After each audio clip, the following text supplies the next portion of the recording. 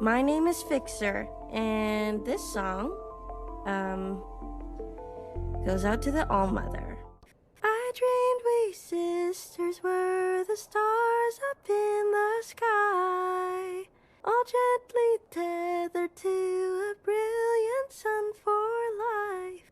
The All-Mother, she shines so bright, but Mother's glow is not as warm as it had seemed to be, and it feels very far from me, and it feels very far from me.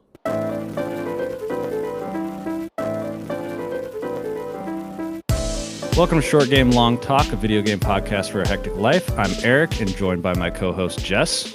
This is your first episode. Hey, welcome. On the show, we play short games that fit into a busy real-world schedule. We do this show because we both think it's important to continue to play games and have memorable experiences, even if life can be a bit crazy. On this episode, we played 1000xRESIST. It takes about 9 to 14, 15 hours to play.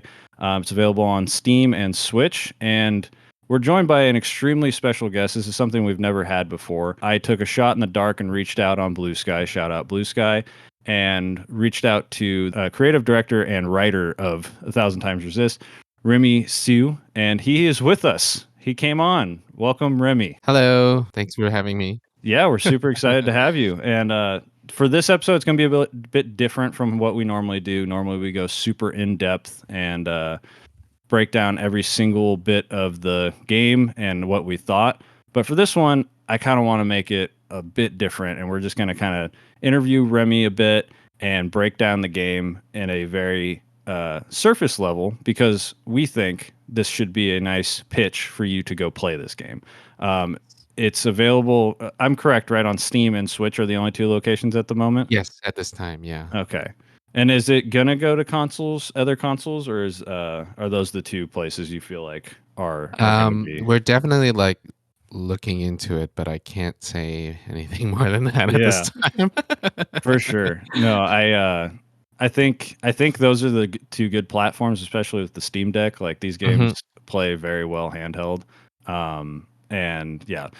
Remy, how would you? I was gonna go in and describe the game, but I'm like, you're here. How would you describe this? Oh no, this is the thing where I'm just like, I think our fans, our players, have a way better way of describing it than we ever did, which has been a huge relief, because we struggled to describe it, even before launch. So I would love to hear yours. Not to put you on the spot. No, you're good. So spoilers for an episode we just recently did for Game of the Year. This was my number 4 Game of the Year, but if you were to take out remasters, remakes, and the DLC of Elden Ring, this would have been my number 2. This is my number 2 new game that came out this year. So I did talk about it a bit, as briefly as possible, on that episode, and these were kind of I beat the game and then just kind of word vomited what I felt immediately. So what I said was, it's a game about choice, regret, mistakes, generational trauma, mental health, parenthood, family, ethics, remorse, rebellion, heartbreak, loneliness, redemption, misunderstandings, self-reflection, paranoia, connection, self-love, confusion, manipulation, togetherness, theocracy, anti-theocracy, history, burdens, and continuation. All set in a very cool, PS2, somewhere PS3 level graphics, sci-fi adventure, basically. Jess, you've been playing the game. Would you agree with most of those, or add anything else yourself? I completely agree. I'm gonna be honest. If this question was directed at me instead of you, I wouldn't have as eloquently spoken all of those words. Yeah. Luckily, it's my second time saying it. Yeah. Quite literally, earlier today, one of my brother's partner was here, and we were talking about it, and she was like, well, what game is, what type of game is it? And I was like, it is its own game. It's really complex. And she's like, well, what game is it equivalent to? I was like, this is its own, very unique, cool game. Yeah. Which leads into a question, what led to this play style, right? Because I could definitely see this being multiple different ways of playing, right? It could have just been the communions. It could have just been visual novel-esque with like little levels in between. Like what kind of led to choosing to have it be basically a 3D walking exploration game? Yeah, I think there's a couple of things. One was that when we were kind of starting early on, my hope was to try and be really ruthless about subtracting a bunch of things from the game that it didn't need. And so, like, we don't have an inventory. We don't have some of these other things that you might even have in adventure games. Largely, the thought is, the exercise was, if we remove all of those things like combat and inventory and all these like other kinds of things you may consider might be necessary for a game, what does that leave us space for, like, now that we've taken those things out? And if we were really stubborn about it and like stuck to it, which I think we did, we would have to do all sorts of things with the story and how we presented the story to try and keep it interesting, and it kind of puts us on our back foot a little bit to try and invent different things to keep people interested, both from a story pacing place and also both from a mechanical place. And so it's that, and then also it was really important to us that you explored a fully three-dimensional space, and that you kind of like had or spaces, I should say, so that those kind of really kind of get in your mind.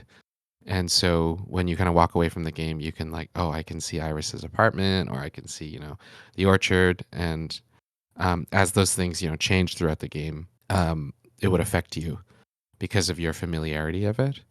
I think that's, one thing, we talk about in games a lot about like, oh, what are some things that only games can do? Or what makes the medium really special? And often we talk about, mechanical input output kind of things, but there's more of this real gray zone about how, video games are really one of the only mediums where you get to explore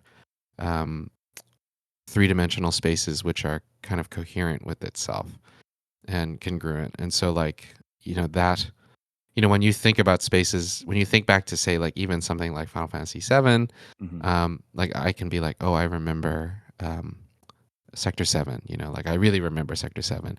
I feel like that's a place as much as, like, I don't know, the convenience store down the street from me. Right.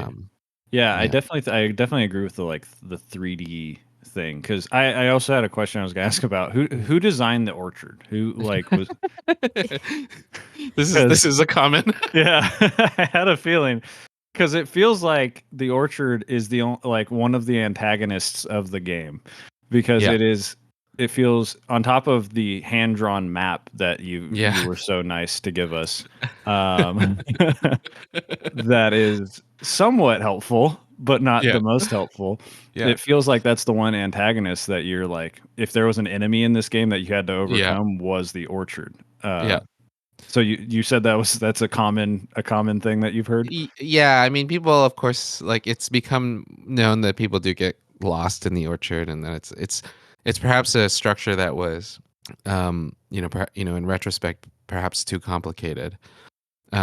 And I mean, there were all sorts of things that we ran right into, right? That it's like, okay, it's a circle, but it's not only a circle. There's like 2 floors to it, and then there's like intersecting, like rings, and the escalators kind of put you in a different place. I think a lot of that was really inspired by, like when we were first designing the orchard, we really wanted to evoke a sense of being lost in like a metro station, or like these kind of liminal kind of spaces where it's like, oh, you're in I was about to say SkyTrain station and say that that's like a very Vancouver specific thing, but like, say, like a metro station in Asia or something, or an airport, getting lost in an airport, going into a tunnel and not sure where it may spit you out, kind of situation. And perhaps we too accurately represented all of those things. And very much we wanted the confusion of the space to kind of mirror your experience of like understanding about what is happening in that world. Yeah. But then over time, you may become more familiar with it, or you may find your own ways around it. Um, Yeah, I definitely, yeah. I just, as you're somebody that I know that kind of struggles with directions and whatnot. So how did you overcome the orchard? Um, background, there's one time I was driving back home from Eric's place. And I've done this at least 15 times. And on like the main road, I took a left instead of taking a right, even though I had just driven there that morning. Oh, dang. So it's quite easy for me to get lost. um, I'm gonna be honest, I did get frustrated a couple times. And I Um, apologize. no, To no. everybody who gets lost there. But I will say, I did in fact love the signs that told you which Mm. way things were. And I'm gonna be honest here. The map helped me a lot. As soon as I got it, I was hitting that button every time I got a task. I was like, all right, where do I need to go? Nice, nice. I liked the Yeah. design. I liked the layout. It was just you guys definitely got the getting lost in an airport vibe. When you said that, Remy, I was like, Yeah. "Oh my god, that's exactly what it is." Like Yeah. and like you even make the conscious effort of like after the opening scene of this game, like the first scene and the first time you control the main character Mm. Watcher, you are in you're in a subway or like a subway station basically. Yeah. So like yeah, I was like, "Oh my god, yeah, that's so obvious. Why didn't I think of that?" I think also like the situation is that like we were just kind of we it I had played a lot of games up until that point where it was getting to a point where I felt like I was just looking at the mini map, um, and not really looking at my surroundings. Mhm. And it's the same thing where it was like, um, in real life when you use Google Maps, right? Like before people used Google Maps, they kind of had to somewhat build like a mental image of the city, um, so that they could kind of navigate around it. But we don't really do that anymore, because we have Google Maps. And it's also like a situation when I go travel, if I'm looking at Google Maps a lot and I'm not like paying attention to my surroundings, I'll never kind of get a sense of the place. So we were kind of actively trying to design a situation where it's like, all right, like the game shipped without a map. Um, so it was like, okay, please try and pay attention to your surroundings and maybe make sense of them. But then of course we added the map, which I think was the right choice. And Who drew it? our art director, Kodai Yanagawa, right? So Okay. he drew the map in the style of I think once we were like, okay, we should do it maybe in the style of Iris's drawings. That kind of made us feel okay about putting a map in, right? Yeah. Because it was this thing. I think it was a Twitter post. The name of the person blanks on me now, but um, it's a person that we regularly interact with. I'm so Mhm. sorry. Is it? If you're listening to this, I'm sorry. You know who you are. and and they had posted like a bunch of maps that were not one-to-one maps of a space. So they were kind of like artistically rendered of some kind. And I think they had brought up like a Dark Souls map or like a Zelda map or something like this, where it was kind of like abstractly Mhm. represented. And that was kind of what opened our brains to having an Iris style drawing. Nice. Yeah. Um, So did the same art director do all of the art, like the pictures that Irish yeah. drew that were up in her wall? Okay. Yes. Yeah. Yeah, those are so cool. Yeah. I want a like high quality image of the fixer trial. Like that Oh stuff. yeah. That's some of my favorite art in the game, which we'll get to in chapter 1. But this game is just so cool. If this sounds intriguing to you right now, just the stuff that we've been talking about, like feel free. We're gonna do some spoilers. The longer you listen to this episode, the more spoiler heavy it'll go. Is basically the way it's gonna work out. Um, but at any point, if this sounds intriguing to you, hop off, go buy the game. I think it still currently bundled with Slay the Princess as well Yes, on it Steam. is. Yeah. Yeah, that is a Yeah. one-two punch right there. Slay the Princess is amazing. So Yeah. Yeah. But speaking of other games, I wanted to kind of talk about when I didn't realize. So I bought this game in a bundle on Humble, like probably during the summer at some point, because my buddy was raving about this game the whole time, and I hadn't heard anything about it. And then a podcast that I know of released like a 5-hour episode about a thousand times Zip. resist. Yeah. And I was like, wow, that's quite an episode. And so I was like, okay, it's definitely on my radar. And then I had to take a break from Metaphor, and I was like, I'll take a break from Metaphor because it was hitting a little too close to home with real world events happening. Let's go play 1000 times resist. That's not going to have any real world complications or implement like at all. No. But I played it all the way through 15 hours in 3 days, and it was incredible. But one of the things that stood out to me like right away was when I was loading into the game was Fellow Travelers. I was like, oh shit. Like Fellow Travelers published one of my favorite games, Citizen Sleeper. So Yeah. how did that come about? How did that come out to like, did they approach you? Did you reach out to them to be publishers? How did that go? Yeah, no, we reached out to them because, when I was looking for publishers, this was like pretty high pandemic. I think I was looking around, maybe May to September period of 2020. And so everybody, like all the usual events that people would go to pitch publishers or meet them, of course, they were not happening. They were all moved online. And at that time, I think, many publishers, and I still think they do this, like they just have an open call for people to submit pitches to them. And, we submitted to a couple of different publishers. But in the end, we decided to go with Fellow Traveler because, it made a lot of sense to me because, like, at that time, Citizen Sleeper had not come out yet, but In Other Waters had come out. And Paradise Killer was just coming out. Yeah, that's another good one. Yeah, and I had played Neocab as well. And so, there's not that many publishers with harsh specializations, but Fellow Traveler was one of them, and they were a narrative one, and we were like, oh my God, well, okay. Then there's really only one publisher that has like a narrative focus, at least, in a very clear way. So that's kind of how we ended up going with Fellow Traveler. Do you remember what your pitch was like about of this game? Oh yeah, okay. I think the pitch line was, oh God, resist 1,000-year-old lie. Oh God, fuck.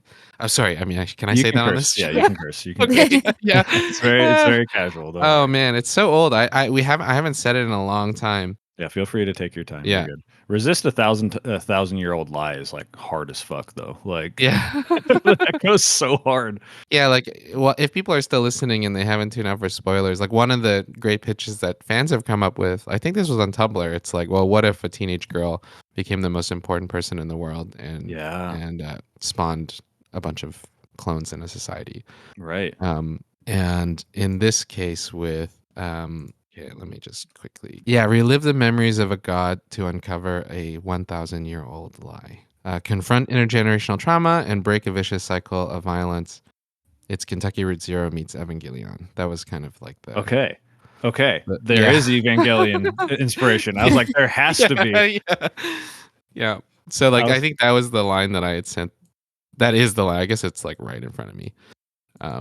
Yeah. That's quite a pitch. And yeah, especially like you don't even reveal the fact that the god is a 18-year-old girl. No. That was like, I think that was the plan at the time was like, oh, people should discover this in the demo that we had attached to the pitch. Yeah. So, yeah. That is a great way of describing it. Yeah. I also like the one that fans have made up of. Yeah, the one that fans have made up is great. Yeah. Yeah. Because Jess is a 19-year-old girl. So Jess, what would happen if you became the most powerful person in the world? I don't think anyone would want to know that. Right?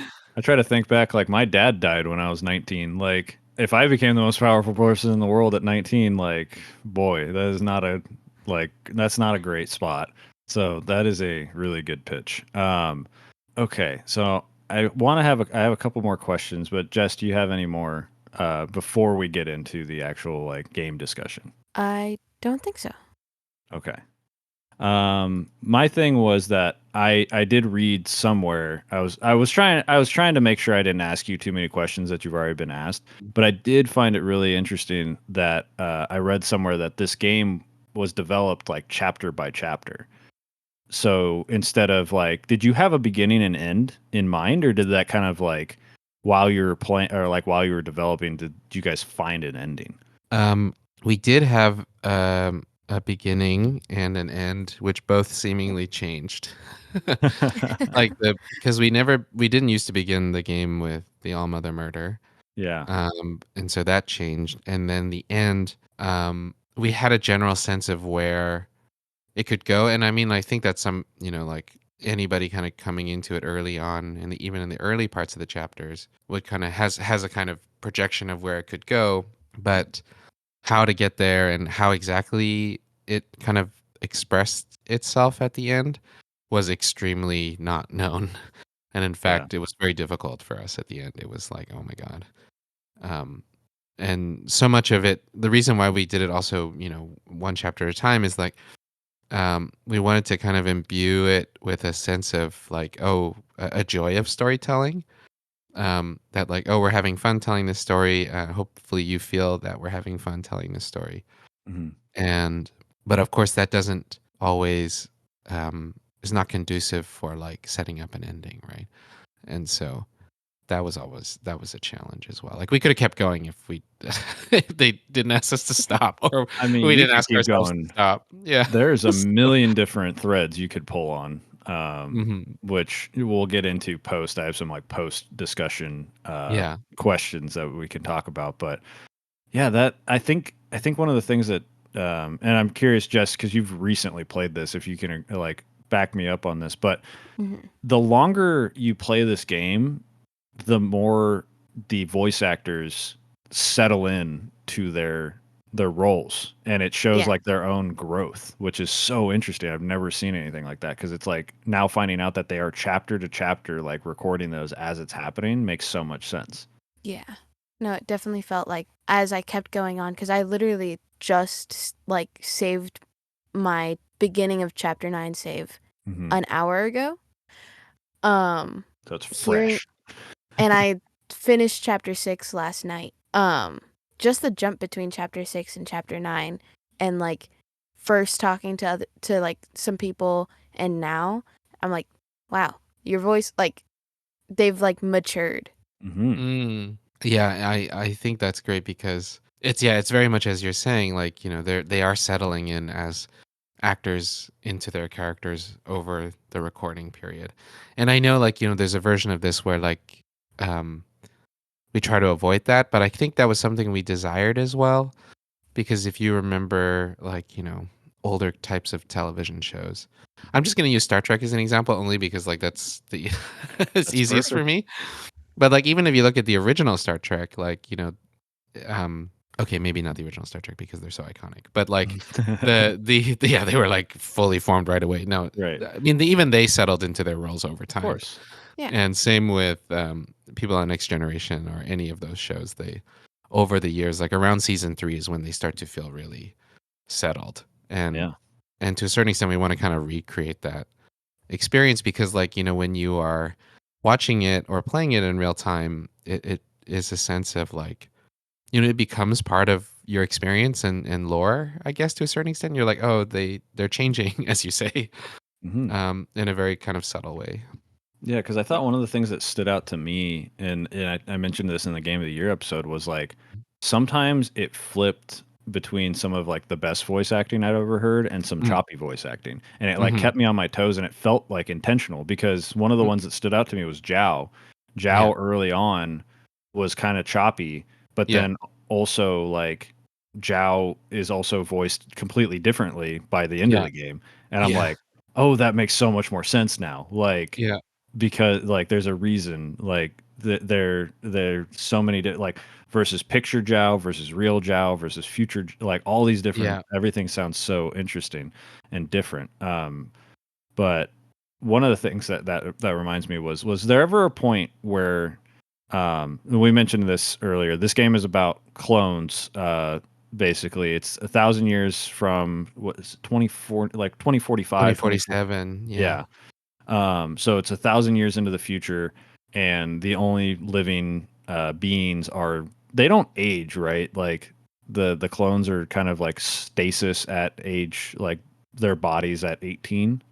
Well, yeah, like they come out of at least I think the way that we've explained it in the game is they kind of come out around the same age as Iris, Mhm. pretty fully formed with an understanding of like locomotion and like I don't know, picking things up, I guess. Yeah. No, yeah, because they Um, usually come unless they're broken, right, and they failed. yeah, Like they usually yeah, come out fully formed. yeah, and then they kind of like stick around that sorry, that kind of age until they kind of hit a point where they start to fall apart, I suppose. Yeah. And So, so that's what I thought was Mhm. so interesting was I was curious if at one point were all these clones going to be voiced by the same person, or was that an intentional choice from the beginning to have different voice actors for everyone? I think we wanted to have different voice actors from everybody because, well, first of all, we knew so many people in the community that we wanted to come and play, I guess. And and we also wanted them to be very distinct, the voice from each other, just so that we could play with different types of performers. And for example, like, the voice actor for Healer is so different from the voice actor from Nowhere, and that was just like, getting to bring some of themselves to the characters that we wanted to have. So, if we, there is a version of this, of course, maybe we could have done it all with one person, but I think, well, one, that would have been incredibly hard because I think there's like 50 characters in this game or Yeah. something that are clones. And also we really wanted to celebrate kind of like the local performing arts and film community here in Vancouver. So like almost all the voice actors here are in the game are local to Vancouver. That's awesome. So I think like 95%. Yeah. 95. So That's so cool. So I didn't look up any voice actors because I didn't want it to like spoil it, but I was like yeah. waiting for the credits to roll when I beat it because I wanted to be like, is it the same person? Because if it is, this is the most exceptional voice acting I've ever seen in my life. Like, Yeah. but yeah, I think all the voice acting they fit their characters so well. Like, you have the five sisters and principal. Is it five? I always think Yeah. it's. Yeah. And was that inspired by Power Rangers at all? Like their color Oh yeah, schemes? there's definitely some like Sentai, like, kind of fun reference, right? That they're all a little bit different colors, and so Mhm, it's a little Power Rangers-y. It's a little like Magical Girl-esque, mhm. Um, yeah. So we were riffing on that early on a little bit as well. Have you seen, like, complete side note, have you seen the anime Go Go Loser Ranger? No, I have not. Yeah. Okay. So that's Yeah. another take on it where it's like Oh, I think the setup is that there's been a war going on with these monsters that are basically just putties from Power Rangers, and uh they actually lost, like, the putty, like, they're called fighters. They lost the war like 10 years uh-huh. ago, but the Go-Go Rangers or whatever, they're so profitable that they have been putting on a facade for like 10 years, and they Oh, fight these guys nice. every week, like a weekly episode of Power Yeah, Rangers. But they're that's like, cool. all of the Rangers are like terrible people. Because they're just there for the profit and everything like that. And Yeah, so yeah, it's yeah. another like take on Yeah. like it's like 10 episodes on Hulu. It's I super, should super check it good. out. I should Yeah. check it out. If you Yeah. like riffing on that stuff, that's like right up your alley. Yeah, Um, yeah. but I don't think I have any other pre-discussion stuff. I'll probably just get as we get in, I have some other questions that will probably arise. But Jess, are you ready to just kind of we'll get into the story? I just had another like Perfect. question-ish brew up. So before the episode started, I like wanted to see if anyone on the Steam community or like on Reddit had like non-spoiler for me questions that I could like come and ask you just in case, there was a question that went like by. Mhm. I couldn't find any, but I found someone like a discussion post, and I wanted to like ask about it. So someone brought up the fact that like resist is an anagram for sister. Was that like intentional? That was absolutely not intentional. That was like, oh, when someone said this, um, yeah, it was a moment where I was like, oh my God, like how could I have been looking and typing this word for like the title for like 4 years and never realized it was. But this is the kind of thing, there's some other things that fans have kind of pointed out that like, when you're working on something, if you kind of put yourself on in the kind of, for lack of a better word to explain, like in the way of the things that you want, and those things just kind of come crash into you, like these things will start to appear that you don't realize. And this is like 100% one of them.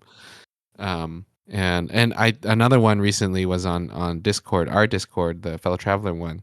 Someone had mentioned that redacted also could be said as red acted, and I was like, oh my God, what? Yeah, I was like, I was gonna ask about that, and Jess brought that up, like the sister thing, and I was like, I never Yeah. realized that.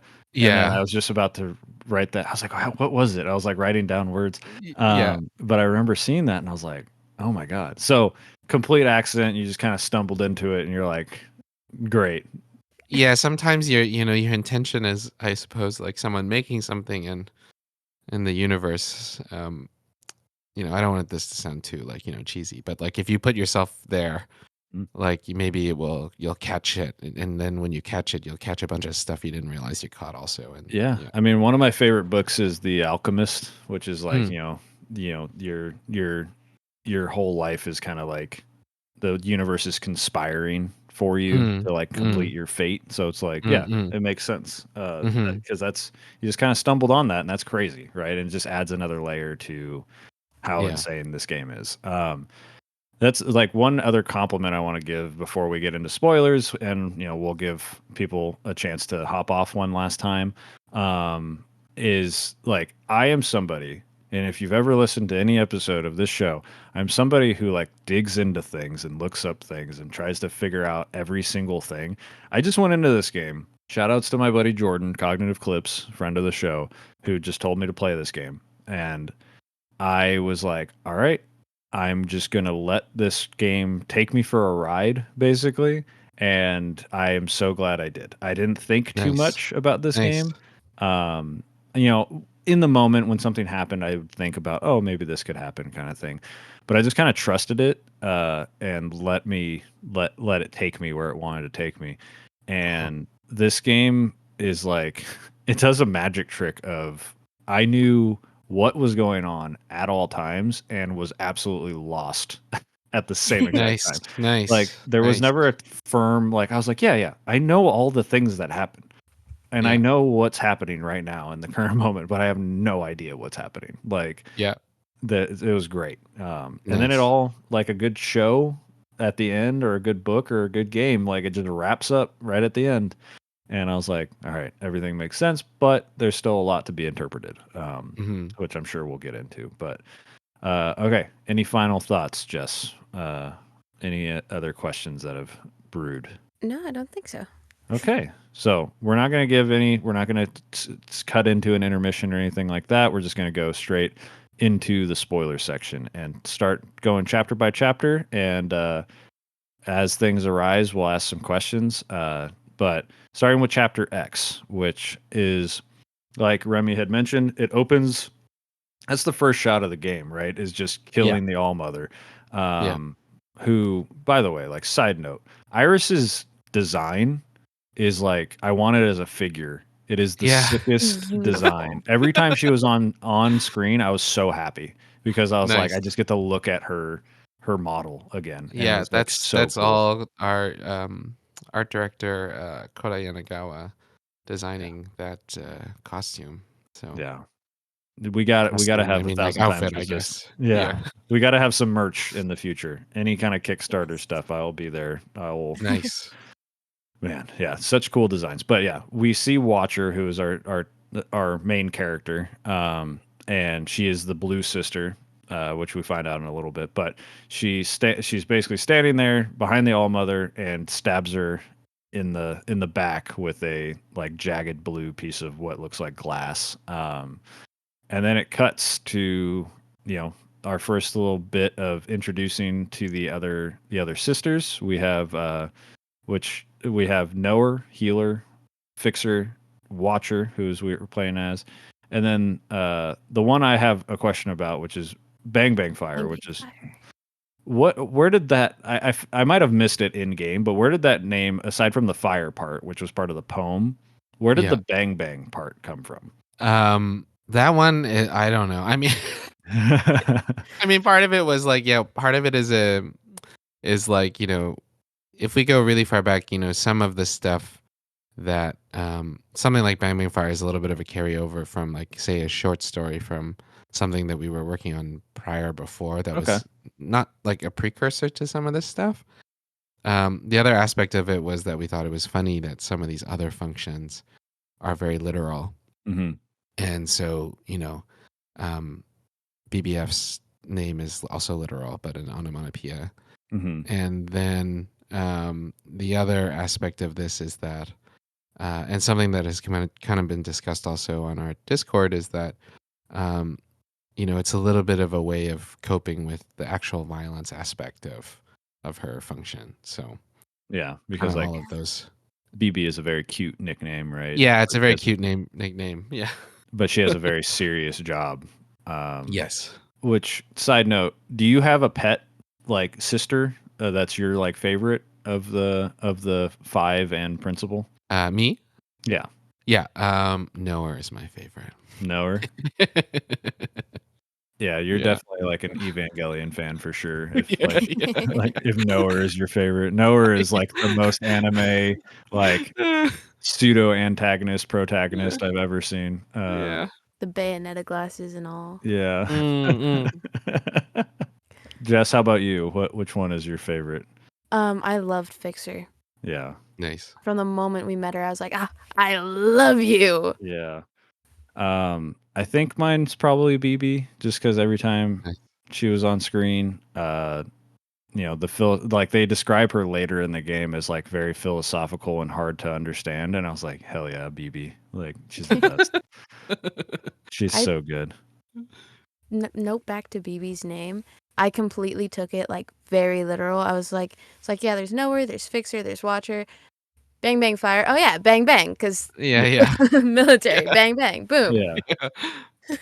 Yeah. I was just like, that was always so funny to me. I was like, oh, okay, I'm interviewing the creative director. I need to ask this question. Where did this come from? But so we go through that, and basically we're introduced to Fixer, who it's very quickly and very easily established that Watcher and Fixer have some kind of pseudo relationship, whether it's just being close, whether it's something more, which is something that's kind of throughout the game is like you guys do a really good job of alluding to the fact that some of these sisters may have like actual relationships, like partners, but never actually showing any of it. But it makes sense. You would think it's like, obviously, like everyone's the same, so there's nothing weird about it. You're just like, it's just a bunch of yourselves, but you all clearly have different personalities, so it makes sense. Yeah. Humans are going to be humans. Exactly. Yeah. And you guys did such a good job of like almost instantaneously, like there's something between these two, whether it's just a close connection or what. And they established that there's a train, and when a sister is promoted or whatnot, they're chosen to go live with the All Mother. And there's some dialogue that happens between Fixer and Watcher about not going and things like that. And then they leave, and that's the end of chapter X, I believe, because chapter 1 gets us our first communion. But Jess, did you have anything that like stood out to you during that initial, like right when the game started? I was a bit like not jostled, but like since I had done no prior research, no anything, I was like, what am I walking into right now? And I like would run up around like people, and I was like, what am I doing? But I really liked it. Yeah, that cold open basically, or I guess it's like a blazing hot open of killing the All Mother. Was that always the idea to start and open it like that, or was when did No. that get decided? Yeah, like that got decided actually around the time when we shipped the demo for Steam Next Fest. Hmm. Where we were like, well, the original opening of the game was kind of soft. Um, and since it was a demo, I'm like, okay, well, maybe it'd be a good idea if we started off with something a little bit more. Hmm. And we had just finished, I think, or very recently finished the All Mother Murder scene, and I was like, well, maybe we should move that to the front. And I think that began like a large, like 2-week argument between all the writers about whether that was a good idea, because we had spent so much time building up to it, and were we just going to drop it? Um, and because we come from performing arts background, we're like, we're used to being able to have people kind of in their seats, and like most of the time they're not going to leave, right? Some people do, but generally you have an understanding that you have a captive audience. But that's really not a place, not the thing for games. And so I was just clocking that, like, okay, if we would not have made this decision in the performing arts, maybe we should make this decision now. Like maybe like we should change some of our approaches for making games, or for I guess for lack of a better word, like a larger market.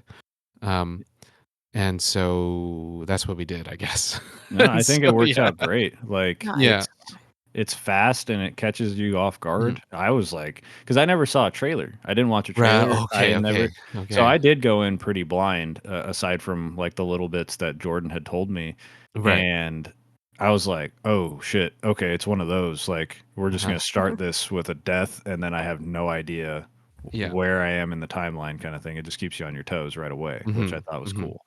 And Nice. like big spoiler, that happens like not even that far into the game, like in the grand No, scheme of things. Like no, you think no. that's the end of the game, Yeah. and it's not.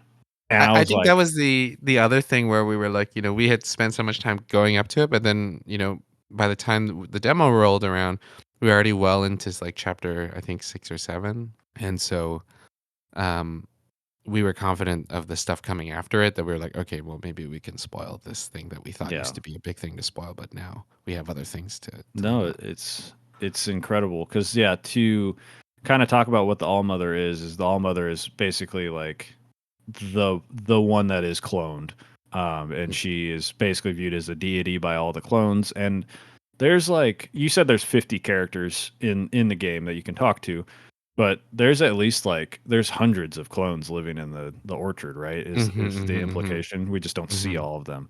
mhm, Um, and they all have different personalities. They're all kind of assigned to different like under they're either blue, green, pink, purple, and then or orange are all the different ones, and they fall underneath the different sisters that we mentioned earlier. To kind of give I kind of like didn't even discuss which ones are which, but some of them are a little more easy to understand. Healer is somebody who is involved in the healthcare of the clones. Fixer is somebody who fixes everything in the orchard. Knower is basically somebody who knows everything. Uh, mm, and then Bang Bang Fire is the one that's in charge of defense, which we will get into of why they need a defense in a little bit. And then Watcher is kind of the one that's kind of hard to describe, which is basically kind of like an oracle for the All Mother is a mm, way of looking at it, where she is mhm, viewing selected memories of the All Mother to then interpret them, and then that kind of is the theocracy of this world. Basically, is mhm, how you're interpreting these memories that are uh, are chosen by the All Mother to be seen, and she's very selective with those memories, which is very mhm. interesting. And then there's Principal, who's the one that's in charge of everything else, like Yeah. in charge of all five of the sisters and kind of the ongoing thing. Principal is a very good character and very interesting right from the get go. Um, Nice.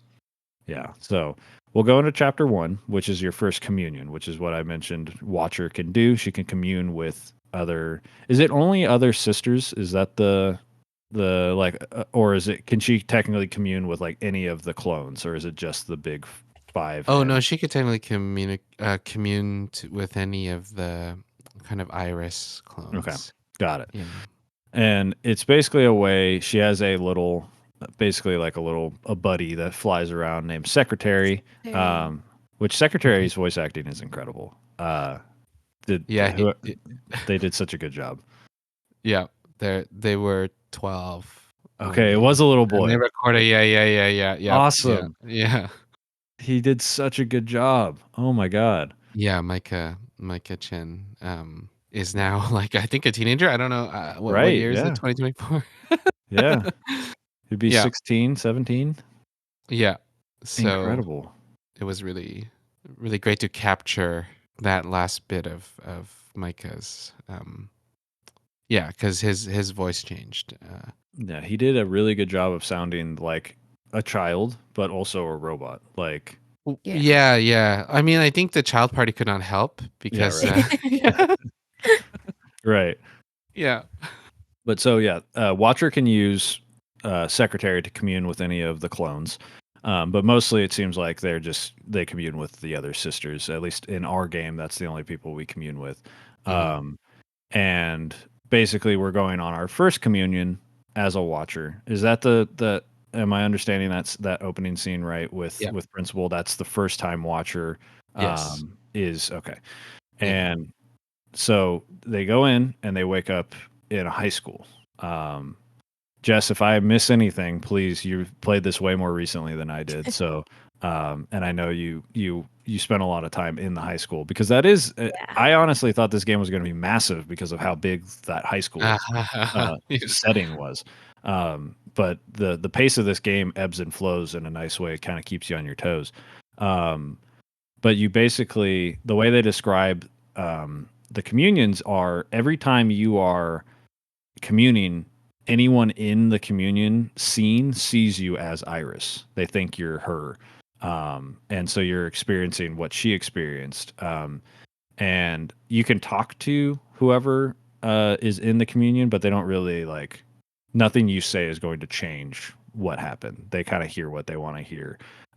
Was what, except for later, I think there's something that happens that's a little different. But you basically are in high school, and that's when you kind of find out that like, oh, okay, we're playing as Iris, and you kind of find out like Iris is a very troubled youth, and I kind of wanted to ask like, where was the inspiration behind Iris? I would imagine that's a lot of your own experiences at that age, your development team's experiences, because if you guys are all kind of had similar experiences to draw upon for Iris in high school. Yeah, it definitely was that. And I think, in so many ways that was unexpected. We got to put a lot of our own rage into Iris, and Iris is just like kind of like bursting at the seams with this kind of, well, she has this chip on her shoulder. And so, yeah, I think something with Iris, like we just kind of discovered her slowly as we were writing her. But I think one of the first things was that, yeah, like maybe she was not like a great teen, or like maybe she was like definitely troubled or a little bit upset. And we kind of like went from there, where we were finding more and more of different angles of I guess the writing team's like rage about things to kind of like put inside of Iris, I guess. Yeah. What years were you in high school? Ooh, let me think. Well, I graduated high school. I guess I'm old. In 2008. Okay, so you're like 4 years older than me. I graduated 2012, so not too much. Yeah. Jess is very young, but that's the whole point of this show. Is that there's a 12-year difference between me and her. Yeah. But so yeah, we had very similar like high school experiences. But that's why I wanted to ask is because I'm sure Jess can like attest to this as like much more recent in high school. The high school vibe of the people you talk to in the high school setting is like very on point, and I felt like that was really well done. Nice. Yeah. Oh yeah, there was at like some points, especially there was this one kid. I don't remember like the dialogue or anything, but it was one of the kids in detention. And I was like, oh yeah, I've had this conversation before, like 2 years ago. Mm.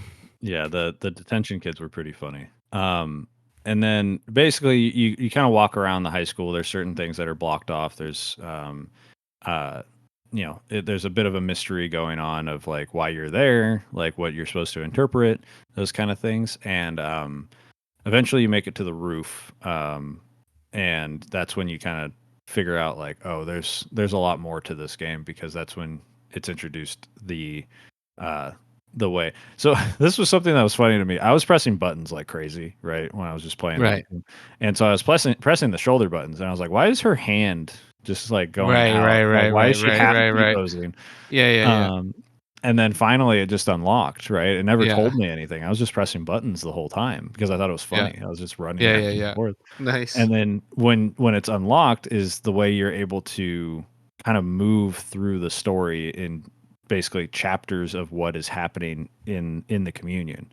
And you can jump between those, and that's when I was like dumbstruck. I was like, oh, it's gonna be one of those games. Okay, got it. Because like you go into chapter 1 and walk through a door, go through chapter 2, that door is closed, but now another path is open, kind of thing. Like, that was very, very cool. I thought that was a very cool mechanic. But I don't want to like give away too much of what the vibe of the high school, but the overall story that you're kind of picking up by like interacting with little details or a giant pigeon or anything like that. Which also, like, the pigeon, I want to ask, was that just like something you guys put in as a goof, or is it something that was at one point kind of a bigger story? Unfortunately, I've said that I will not comment on the pigeon. Okay. The pigeon is a no comment thing. Yeah. No. The pigeon is future stories.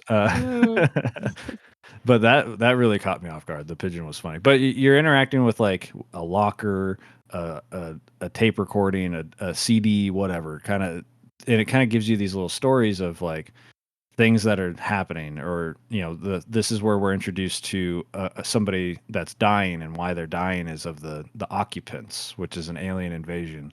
So that's been ongoing, and basically it leads up to the fact that we are living in we're reliving the memory of when the occupants attacked the high school dance, and everyone died except for Iris, and Iris was immune for whatever reason.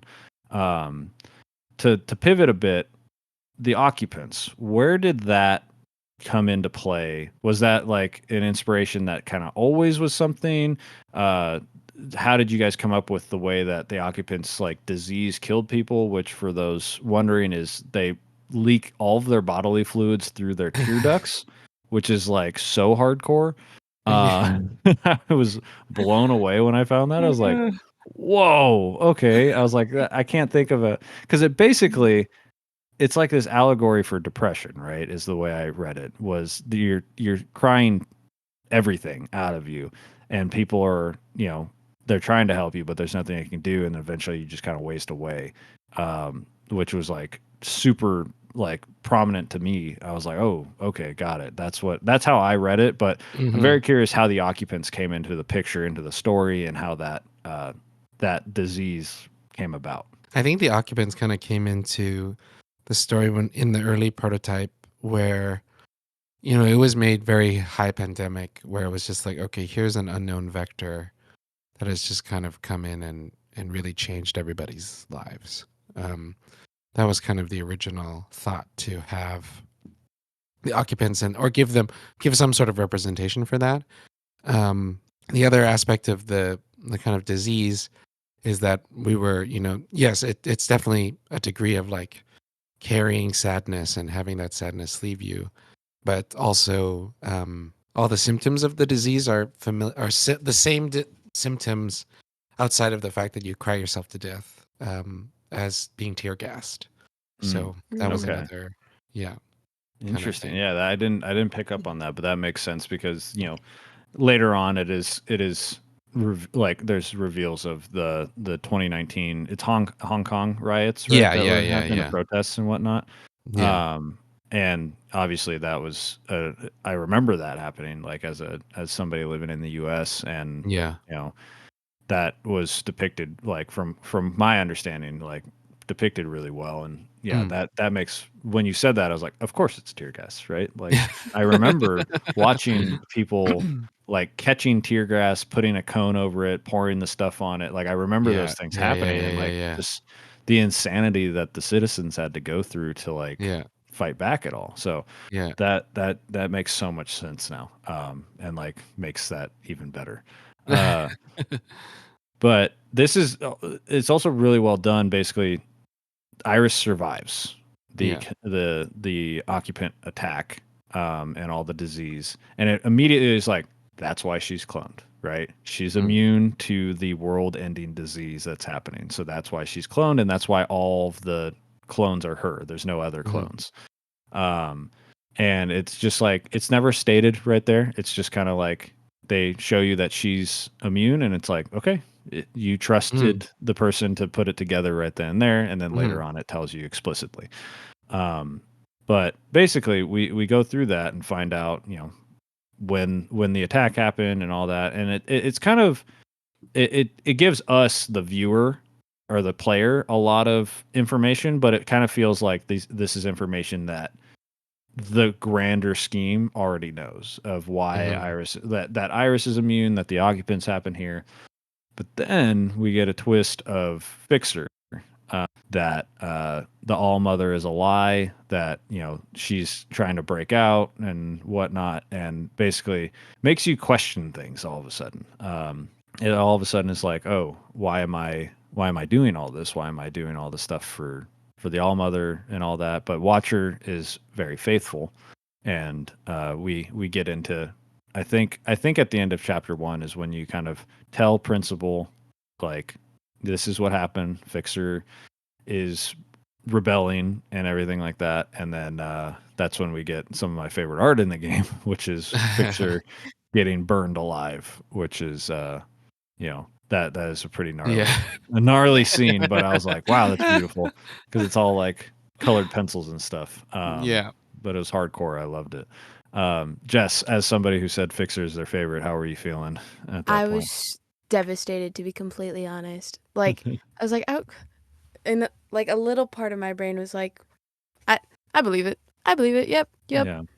I like, cause Fixer, like, from the get-go, I like, from the meeting in the train station, I was like, all right, mine. Yeah. And so I was like, can I not just like be like, okay, Fixer, let's take down the All Mother. Right. I know. Like, was that ever a thought that you were going to have more? Because there's a lot of choices, a lot of choice dialogue that you have in this game, but none of it really affects Mhm. what happens in the game, correct? Yeah, largely. Yeah. Yeah.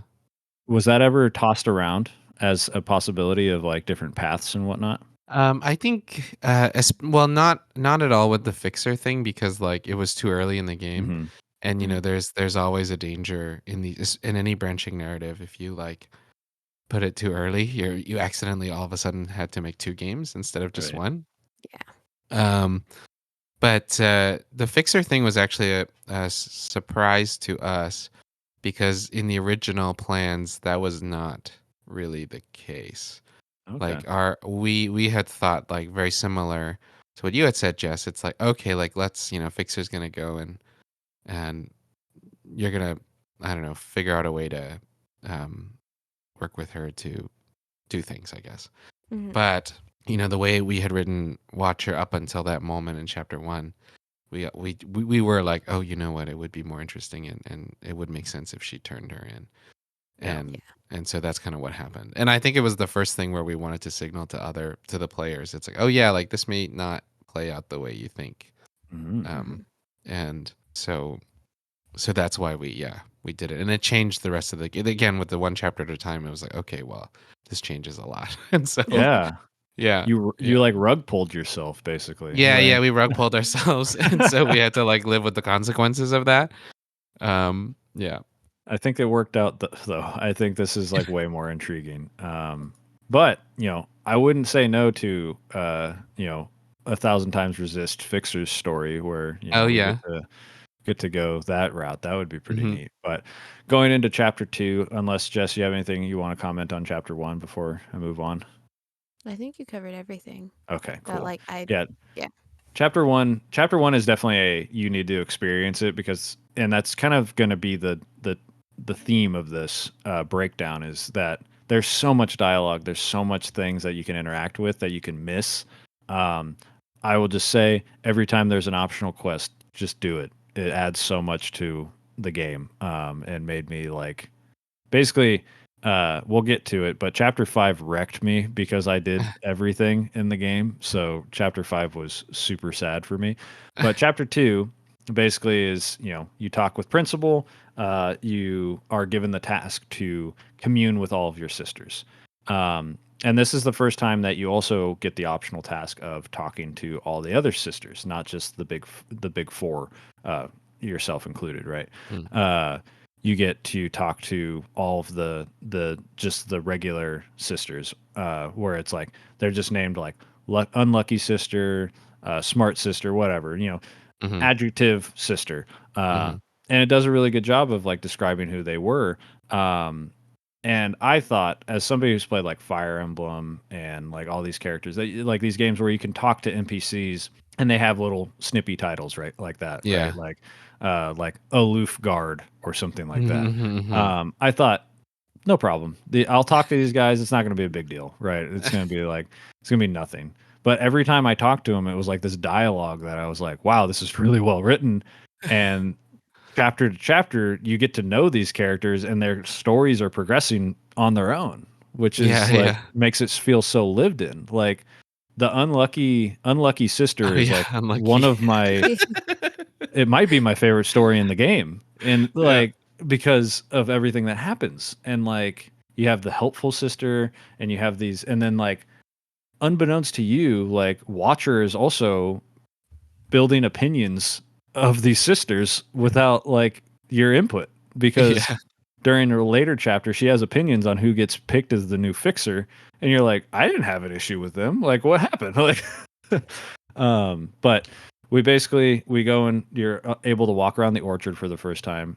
Jess, at this time when you were let loose in the orchard, what did you do? Did you go do the optional stuff? Did you explore, or did you just go right to BB to I commune went with the right first? I went right to BB and started communing, Nice. because Yeah. if I start getting sidetracked, there's no hope for me. I still haven't finished like Breath of the Wild.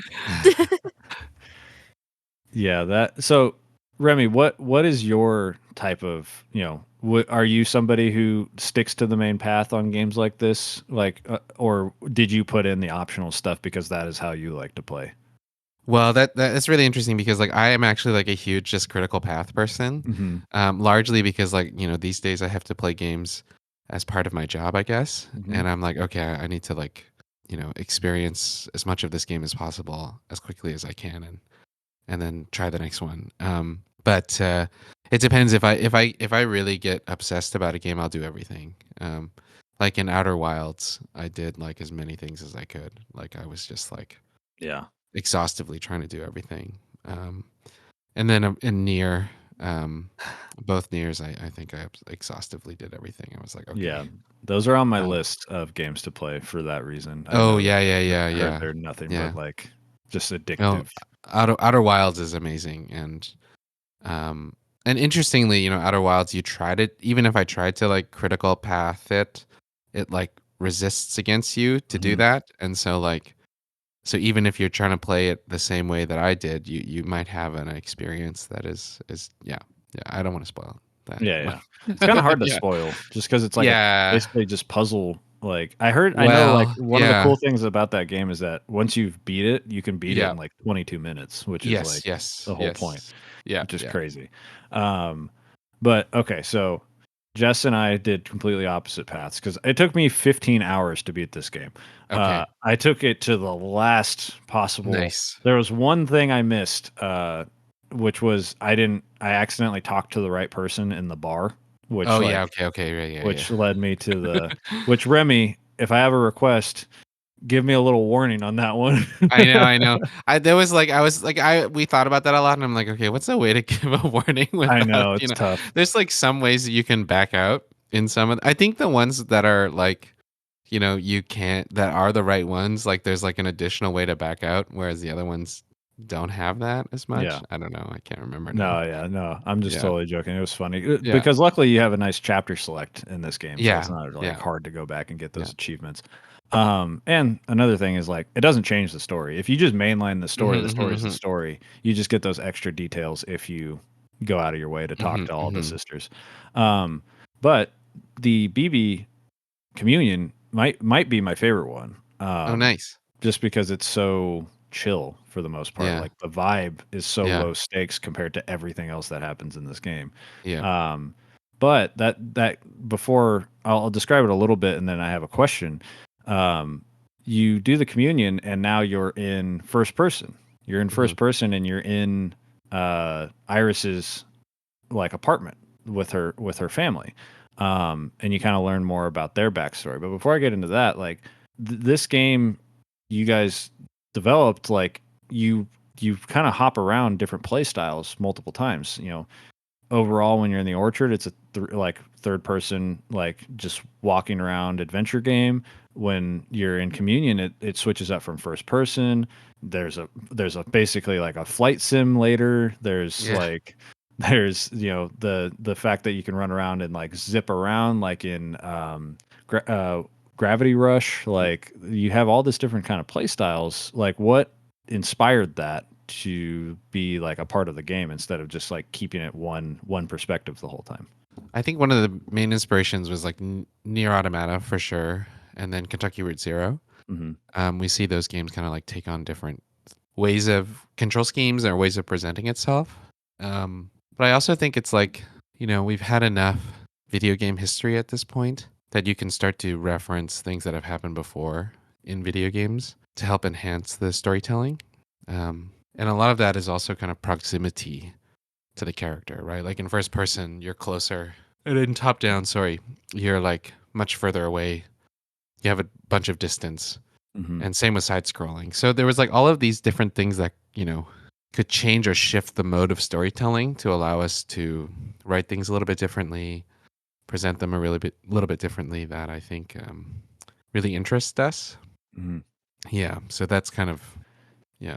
And I think it was a good choice to do first person for the apartment to start because you go back to the apartment several times throughout the game, and like since you did it in first person, like it kind of like ingrains in you the layout and makes it like a familiar place, which it should be, right? It's Iris's Yeah. apartment. You're playing as a clone of Iris, like it's something that should feel homely and familial and everything because it is. That's what it is. Yeah. But this is kind of where we get. Jess had a question that we kind of discussed a little bit before. The zipping. What did you guys call that? Like, yeah, we just in called it development? zipping internally, and then it Really? like ended up in the settings, and we were like, well, we don't really have a real name for this. That made sense. So, Nice. and they don't ever say it in universe. They're not like, oh, hey, It's never let's go. acknowledged. Yeah. Yeah. So, what was the inspiration behind that? Okay, so interestingly, often like game mechanics are kind of made and then you attach meaning to them to a certain extent. But in this case, we badly wanted to have something that you did in the communions, something simple that was able to signal to the player that they were inside of communion. That makes sense. So later on in chapter 5, after you murder the All-Mother, one of these rings appeared, and like it was all really for that moment, to be like, oh yeah, like what? Like I thought these were only available inside of communions. Yeah. And so like much of that mechanic was, it's a simple one, and some people are like, oh yeah, it really didn't do anything for me, but like, yeah, it's mostly just to be there to use this kind of signal to the brain of the player. It's like, oh yeah, I'm inside of it. I'm in a communion, so I'm doing one of these things, right? Yeah. And so then later on, we can kind of throw that back at people. Yeah, it makes it feel like a comfort thing. Mm-hmm. That's really cool. So, And Jess, again, if I miss anything here or things that are not that I don't touch on, let me know. But during the communion with BB, we basically are going through chapters very similar of these arguments that she's having with her parents. To put it as simply and matter of factly as possible, Iris's mom is a hardworking, I believe she's a nurse, which obviously another kind of like inspiration by COVID, right? Is the frontline workers that had to go through all this stuff, and she's clearly strung out, very hard, like at the end of her like sanity, basically, because she's working hard. Her husband is unemployed. He's always trying to stay positive. Iris clearly has a good relationship with her dad and a strained relationship with her mom. And it's basically, it plays out like any kind of, if you've been a teenager and you don't have the best relationship with your parents, right? It plays out exactly like that. And to the point of like, Iris lashing out at her or her relationship with her mom and her dad. We didn't even mention Zhao in chapter 1, which is Iris's best friend, enemy, everything, right? It's the one person that that Iris's mom likes and is clearly it's somebody who recently immigrated from China to Vancouver. It is set in Vancouver, correct? Yeah, like pretty loosely. So yeah, pretty much. Yeah. And so, because I was like, I knew it was a bigger Canadian city. I couldn't remember if it was that or Toronto, but I would assume it's Vancouver because that's where you're from. And basically, Iris is instructed by her mom to, help Zhao acclimate to, the new world that she's in. And Iris hates that, basically. But Zhao is very nice to her and everything, and like comes over for Iris's birthday party and has a good relationship with her mom. And basically, there's another wedge between Iris and her mom that Zhao is kind of the daughter that Iris's mom wants. We also get some real great BB scenes where she's contemplating water and rain and all that stuff, which is like one of my favorites. But one of the things that's very interesting that's laid out is, and again, correct me if I'm wrong, but I think the big thing that is laid out here is that, Iris's mom has some kind of psychosis that we don't know about completely, but she wakes up in the middle of the night. She doesn't really know where she is.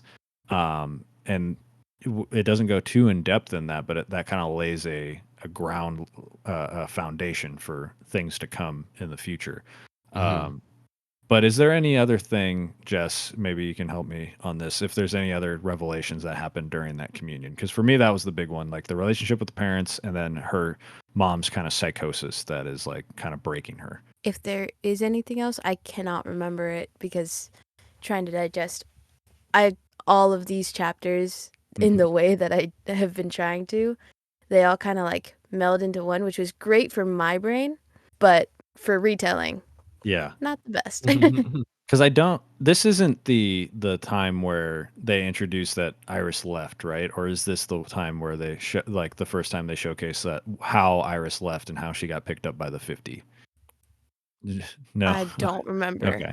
Yeah, I can't remember because we go back to the apartment several times, so I can't remember if that was the time where they kind of showcased. This is, I think, chapter 2 is when they depict Johnson and Mimi coming by. Yeah, and that was a very interesting, like, oh, okay, so this wasn't like because it's the thought of like, how did an 18-year-old like become basically a god, right? And it's like, oh, okay, so she was with some kind of government organization called the 50, right? They are the 50. I always forget there. And they kind of take her and basically like they run through all of the like, oh, you're gonna have to leave your family, you're gonna have to do all this, and she's like, yep, fine, I want to leave, pack up my stuff and get out of here. And then you get out of there. That kind of lays the groundwork for that. And then we go into chapter 3, which is communing with Healer, which is when things start to get crazy for the first time. So I know I don't want to keep you too long, so I'm gonna start to pick up the pace a little bit on these recaps. But basically you go in with Healer. Healer is a very sassy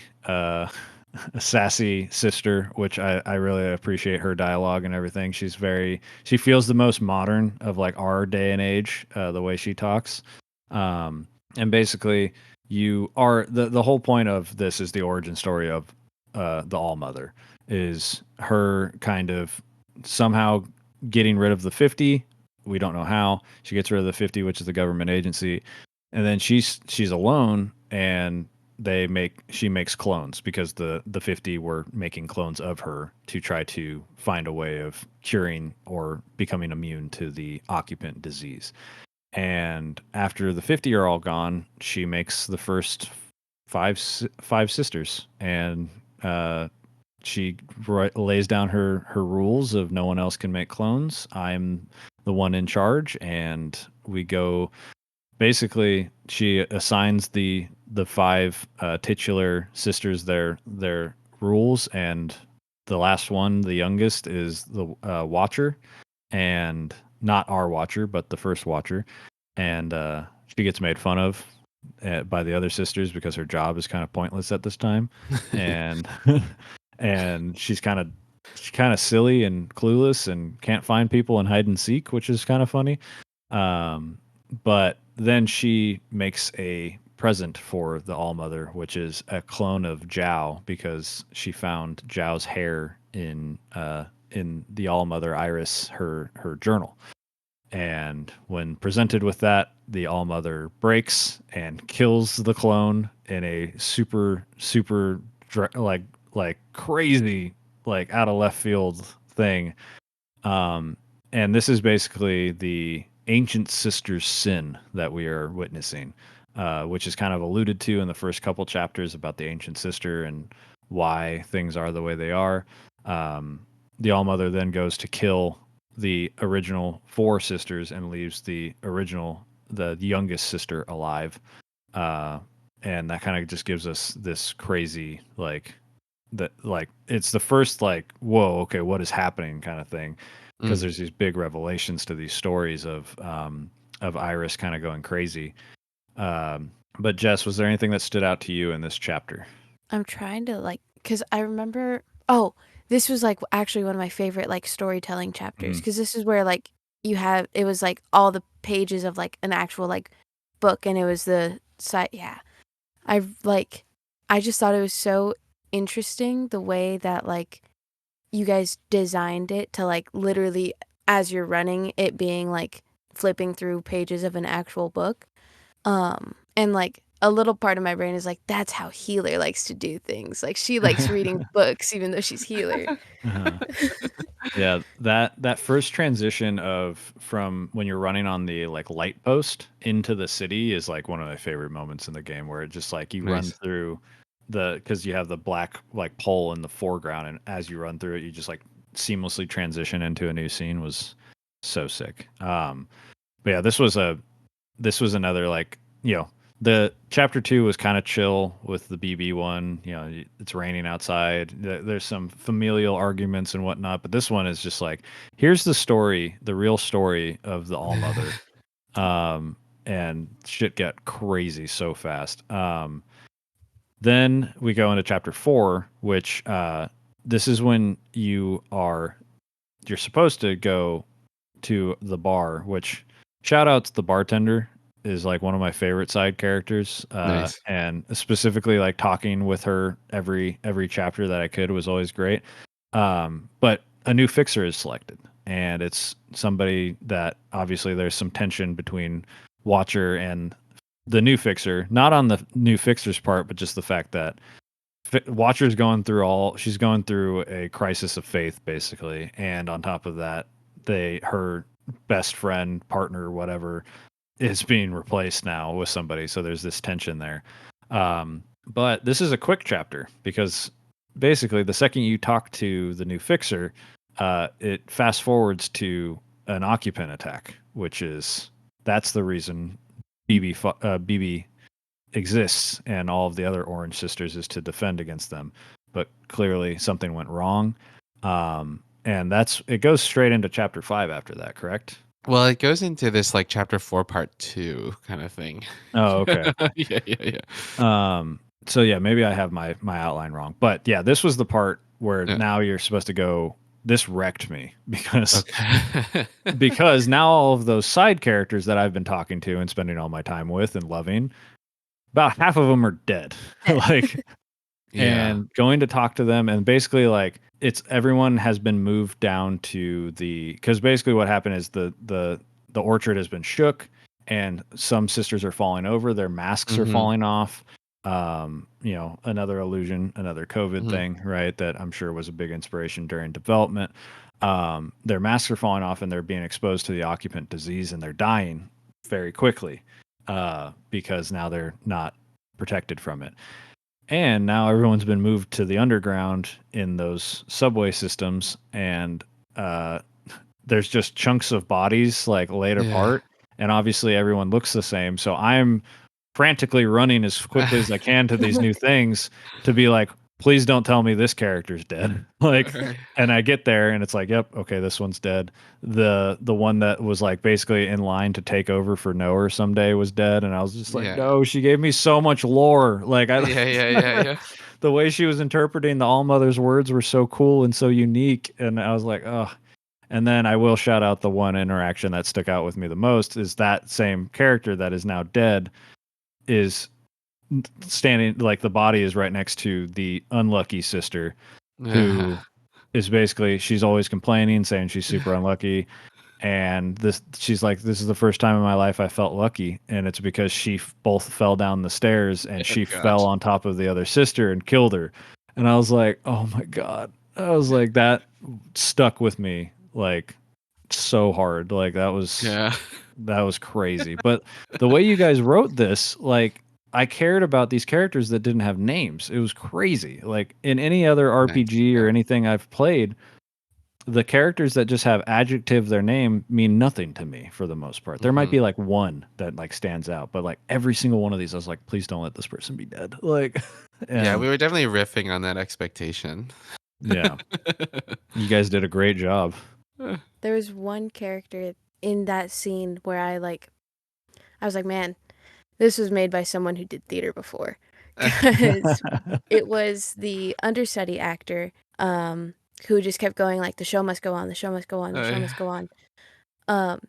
So in COVID, I was in a Midsummer's Night Dream.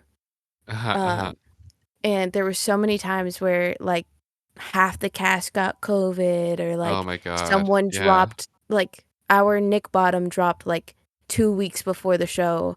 And like the entire time our director was like, show must go on, guys. We gotta keep going. And I was does like, it though? Does it? Does it though? We have to know. But that was like my favorite. I was like, yeah, someone did theater. Someone wrote this specific one. Oh man. Yeah, that's another thing. Yeah, when you mentioned that, I was like, yeah, the understudy stuff was crazy. Like, and like finding, like I didn't even mention finding all the little hidden things throughout the orchard that you're rewarded. Like the first time I was rewarded with an achievement for finding a random thing, I was like, what is this? And then I just like explored every ounce of the orchard that I could. But then we get to commune with Noah, right? Who is cool, calm, and collected. She is extremely, like, everybody died, like tons of people are dead, and Noah is just like, wheel keeps on turning kind of thing. And I was like, dang, Noah, you're cold, but I get it. But the communion with Noah is where we find out how Iris is immune. And that's with her conversation, basically, to sum it up extremely quickly, because this is probably visually the coolest communion of being in the cave and kind of losing your way because it's dark. But basically, you find out that, Iris was chosen by the occupants to not die, basically. And she was chosen as basically like and we find out it's just because, the occupants wanted somebody to be there. They wanted somebody to survive, and that was the main thing. Because remind me what the occupants kind of like feed off of. What is it that? Well, I don't know if Jess might be spoiled Oh by yeah, my answer here. I like take off my headphones. yeah. Well, Here. yeah, we can leave it at that. But Okay, basically, okay. yeah, we find out how Iris is immune, and it's because she was chosen by the occupants. And this, when this is done, sends Watcher into an absolute tailspin, right? Mm-hmm. Mm-hmm. Um, but this is where things start to get kind of wonky too, because she gets out of the communion, she jumps onto the train, which means the train was chosen, right? Because the train never comes unless it needs to be there. And she goes straight to the All Mother, and that's where we get the opening scene of she Yeah. basically kills Secretary, right? She breaks Yeah. Secretary a bunch, and that's how she gets the blue piece of glass Yeah. and kills the All Mother. And holy crap, was I like that was a ride, because like you get all this information and it's pretty cool and stuff, and then Yeah. Watcher just takes it and runs and just Yeah. like Yeah. yeah, she goes hard in the paint, basically real Yeah. hard, and just takes down the All Mother. And then who shows up right after it happens but the principal. And this is where we get a pretty big reveal of the principal is the youngest sister. She's the original Watcher, which in hindsight is super obvious. Once you know, you're like, oh yeah, she has a little secretary, of course it's her. Like, and yeah, man, that was crazy. Was that something like that was a beat in the story that you guys felt needed to be like that reveal? Was that always written in, or was that something that kind That of was not always written in. It crazy? like, I mean, I think when we were working on chapter 3, that was when we were like, oh, okay, I guess, Yeah. this would make sense and also be, maybe shocking to people. So because like we were writing the chapter 3, and we were like, oh yeah, this is great. We really built up some like nice little character development for youngest and some nice sympathy for youngest. It's too bad that like we're just kind of gonna leave this behind afterwards. And then I think a bunch of us were like, oh wait, you know what if youngest was principal? Hmm. And then we were like, oh yeah, okay, cool. That's so that was incredible. That's such a cool reveal. Like honestly, it was so Yeah. sick. Because the way you guys have it all written out is like, yeah, there's been multiple watchers before. There's been Yeah, multiple yeah, yeah, whatever. yeah, And yeah. and she mentioned she's like, yeah, I used to be a watcher. There's nothing suspect about that. Yeah, Like, no, yeah, she says that. Yeah, so yeah, it's kind of nothing crazy. suspect. Yeah. Yes, yeah. And that was also what gave us confidence to be like, okay, we can show the first half of the murder at the beginning because like, now this is There's even the other just shoe to another. drop. Yeah, there's the other thing to drop, and maybe this is like, if they're thinking they won't be expecting this shoe to drop because they're just expecting what they saw. Yeah.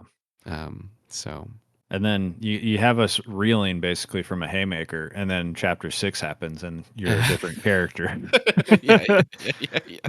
And Yeah, you I think guys this is like some of my favorite runs of the whole game of the game is like chapter 4 to chapter 5 to chapter 6 to chapter 7 is like yeah. Oh, yeah. It's a sprint to the end. It is crazy. Because, yeah. So basically, chapter 6 starts, and I think it opens with like a cinematic of like the sprawling of Old Town, which Old yeah, Town is yeah, mentioned, but you can't go to Old Town. yeah, And Old Town just looks like a regular downtown city. right, yeah, And yeah, I was like, what the hell, what is happening? Like, the All Mother died, and we just went to like a different time and place, and then it's like, yeah, nope, you're in the future a little bit, just a little yeah, bit. Do we know how much time takes place between the All yeah. Mother's I death and believe, I believe, the beginning of Blue's story in chapter 6 is in 7 AA, which is okay, after All Mother. So After All okay, Mother. got it. yeah, So yeah, that's right. It's okay. So it's 7 years after, yeah, yeah, which a lot has changed. Now they yeah. are called shells, right? They're not called sisters as much anymore. You can choose a name now. Our character, when we start playing, as their name is Blue, and I'll refer to them as Blue, Mm-hmm. but doesn't start with a name. Mm-hmm. And the reveal of when Blue chooses the name was sick. Nice, nice.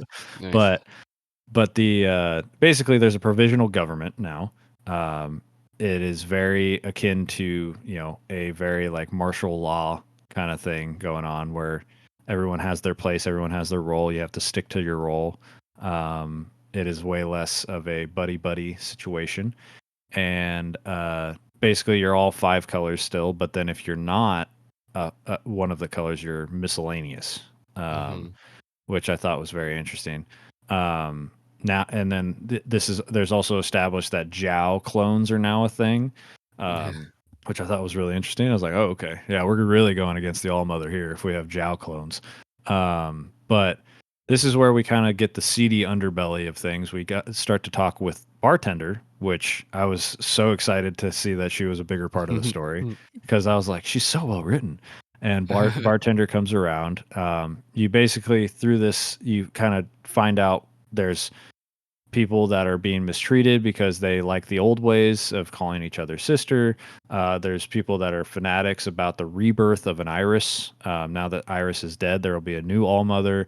And then there's like basically the vibe was like drug dealers, right? I forget what is the character's name, the one with the shaved head.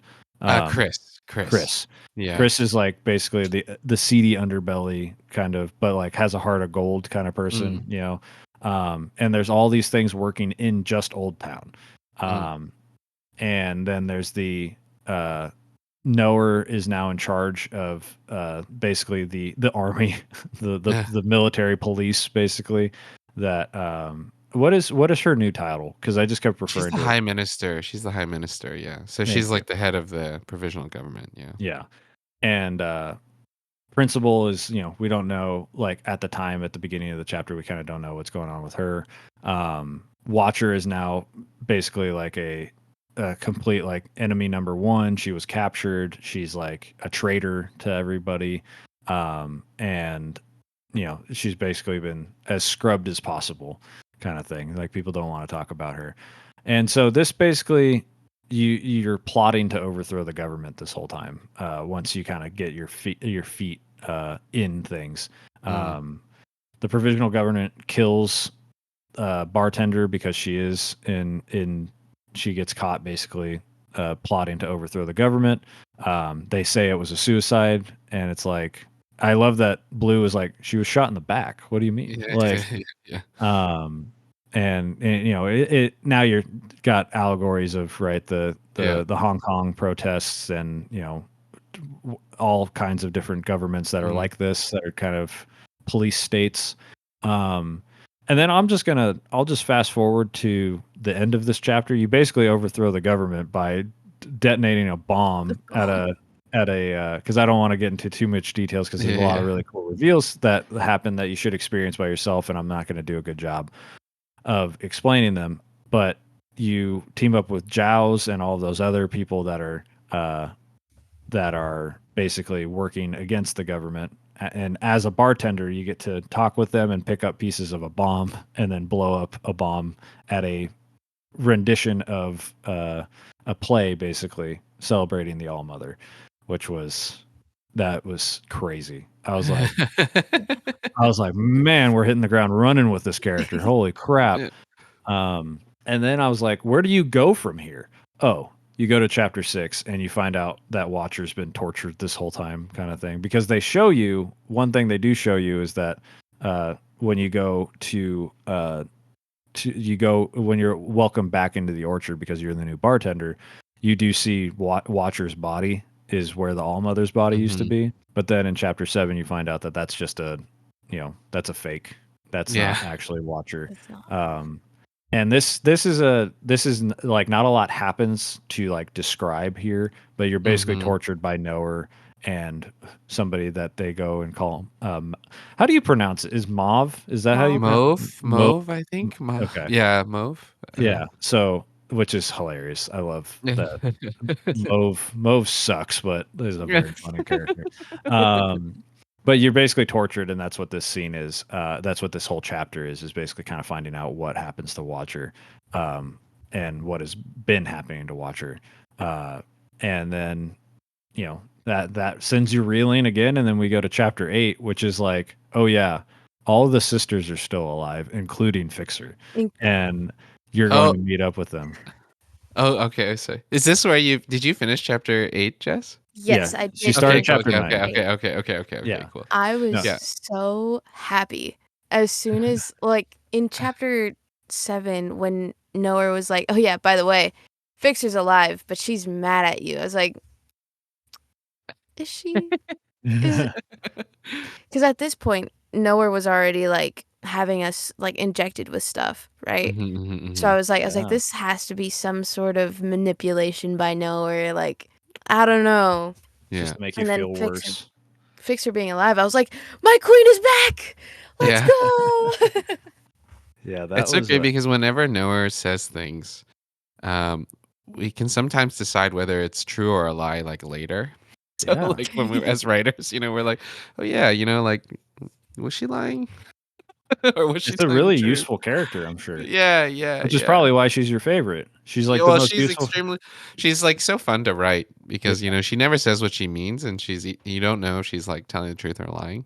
Yeah. She's a little bit like Garrick from DS9, but Mm. less playful maybe. Yeah. Yeah. No, that's extremely like that is a useful tool to have. Is like, is that person telling the truth? Who knows? Yeah. But this is where, yeah, you hook up with the remaining sisters. And Jess, tell me, you most recently played this, so I want you to take over because I don't want to accidentally start talking about things that are in chapter 9. Gotcha. Because it starts to blur here because it is Yeah. a crazy like speed run of like big things happening. Yeah. So basically you're talking with all the other sisters and there's definitely like animosity between the sisters, like specifically Healer and Fixer. And so basically Healer's making you play messenger. And you're on the train just basically running back and forth. And BB's there and she's like just tired of it all. She's like, "Yeah, Is it becoming it's a my cyborg fault." too? Yeah, her Got missing arm and arm and a leg. leg. Yeah, I was like, no, what I happened? felt so bad. I was like, what happened to her leg?" But you're walking back and forth and Watcher is there because the sisters like got her out and got her into the train. And Watcher's just there in like a chair, non-responsive, and Blue is this is where I was like trying to piece together things, but I also was like trying to make sure I got through like the story. Mm-hmm. Watcher shared like her memories and stuff with Blue, if I remember correctly. Yeah, Um, that's where it's like she kind of they basically say like if you commune again, you will die, and Yeah. like she like forces it upon you basically, like, which is crazy. Yeah, that was because they were like, "Oh, you can go talk to Watcher like one last time, and then we gotta like figure a way to get out of here because the train was broken beyond like fixing." Yeah. And so you go over and you talk to Watcher, and Watcher's like, "Hey, Yeah. yoink!" And the entire time in there, I was like, "Am I gonna kill Watcher right here, right now?" Spoiler alert. Yeah. That's why I had you take over. I was like, I don't remember if she dies in this chapter or at the beginning of the next chapter. No, she does right at the end of the chapter. That was brutal. Especially I'm sorry. during as you were like, because the dialogue options were like, "Oh, this is your last commune. Yeah. This is like you're dying," or Healer says. Yeah.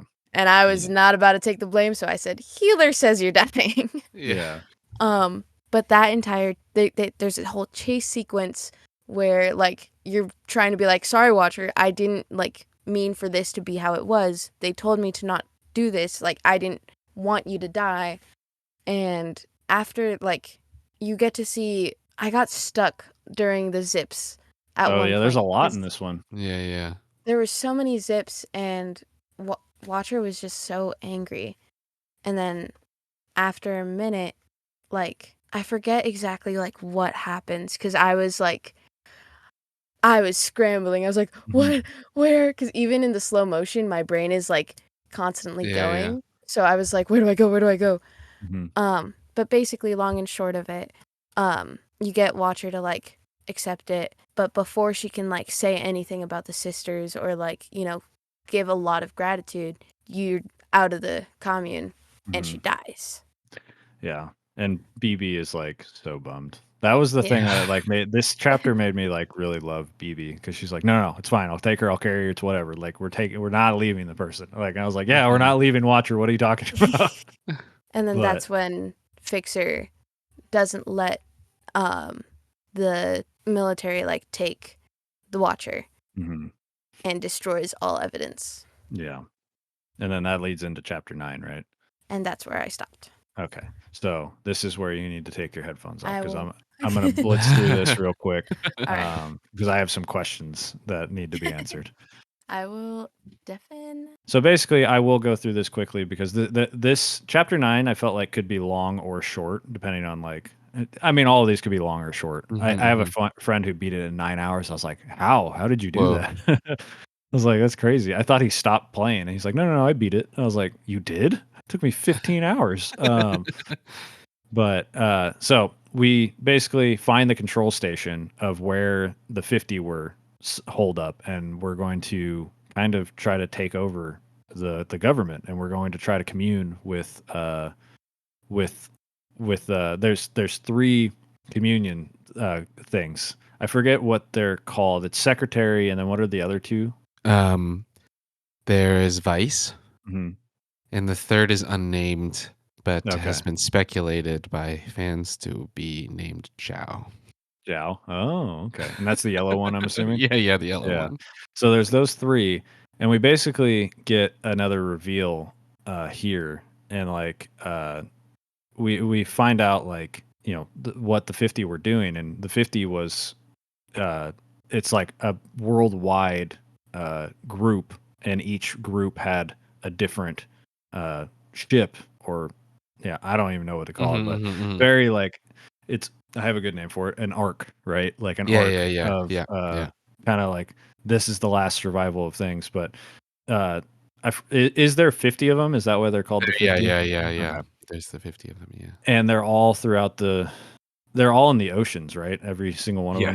They go deep below the ocean and then bury into the earth to get away from the occupants. And is it correct to assume that each one of those stations has somebody that's immune, or are they trying to find a different cure on each one?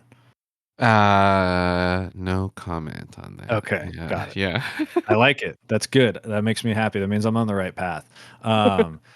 So basically what happens is Iris kills all the 50 with the help of the occupants, because she basically communes with them and finds a way. She asks for a way to communicate with them, and that's revealed to be Secretary, Vice, and the yellow one, which I was like, at one point I thought Secretary wasn't real because like no one comments on him. And I was like, he's not real. There's no way he's real. And then I think finally somebody does comment on Secretary. I was like, okay. But you guys did a really good job of like not like you had that in your back pocket. Yeah. If you wanted to. But yeah, that was a crazy scene. And then we basically, the whole plan is we find out that the arc that they found is like, we're basically right above the orchard is where we can drop down through glass, because the ceiling is the sky, quote unquote, is just a projection. It's a screen. And we go into, I think is it in chapter X where that starts, where the first opening part of that chapter is the ceiling breaking and Healer, Fixer, and Blue are just falling. Because then you get like a few hours earlier. Yeah. You guys really experimented with a ton of different like ways of storytelling that are like kind of tropes, which is really cool. You have like cold opens and like the Tarantino's like style of storytelling. It was very cool. Yeah, like we were like when we started chapter X, I guess, chapter 10. It was just one of those things where I think we ended chapter 9 with the cliffhanger of and then we started chapter 10 with the same thing again. Yeah. As if you like had, I don't know, had waited a week and Yeah. needed to be reminded, that so that was just a fun thing for us to do. I think we were just like, oh yeah, let's do it like this. And Well, yeah, that kind of leads just a question that popped up. Did you guys ever think about writing this as an episodic thing where like you had like slow release of the episodes? yeah, I mean, it would have been really fun to do that, right? Like Mhm. even if we had finished all of it and then did an episode at a time, or a chapter at a time. But I think, unfortunately, I don't think the, audience responds to that anymore.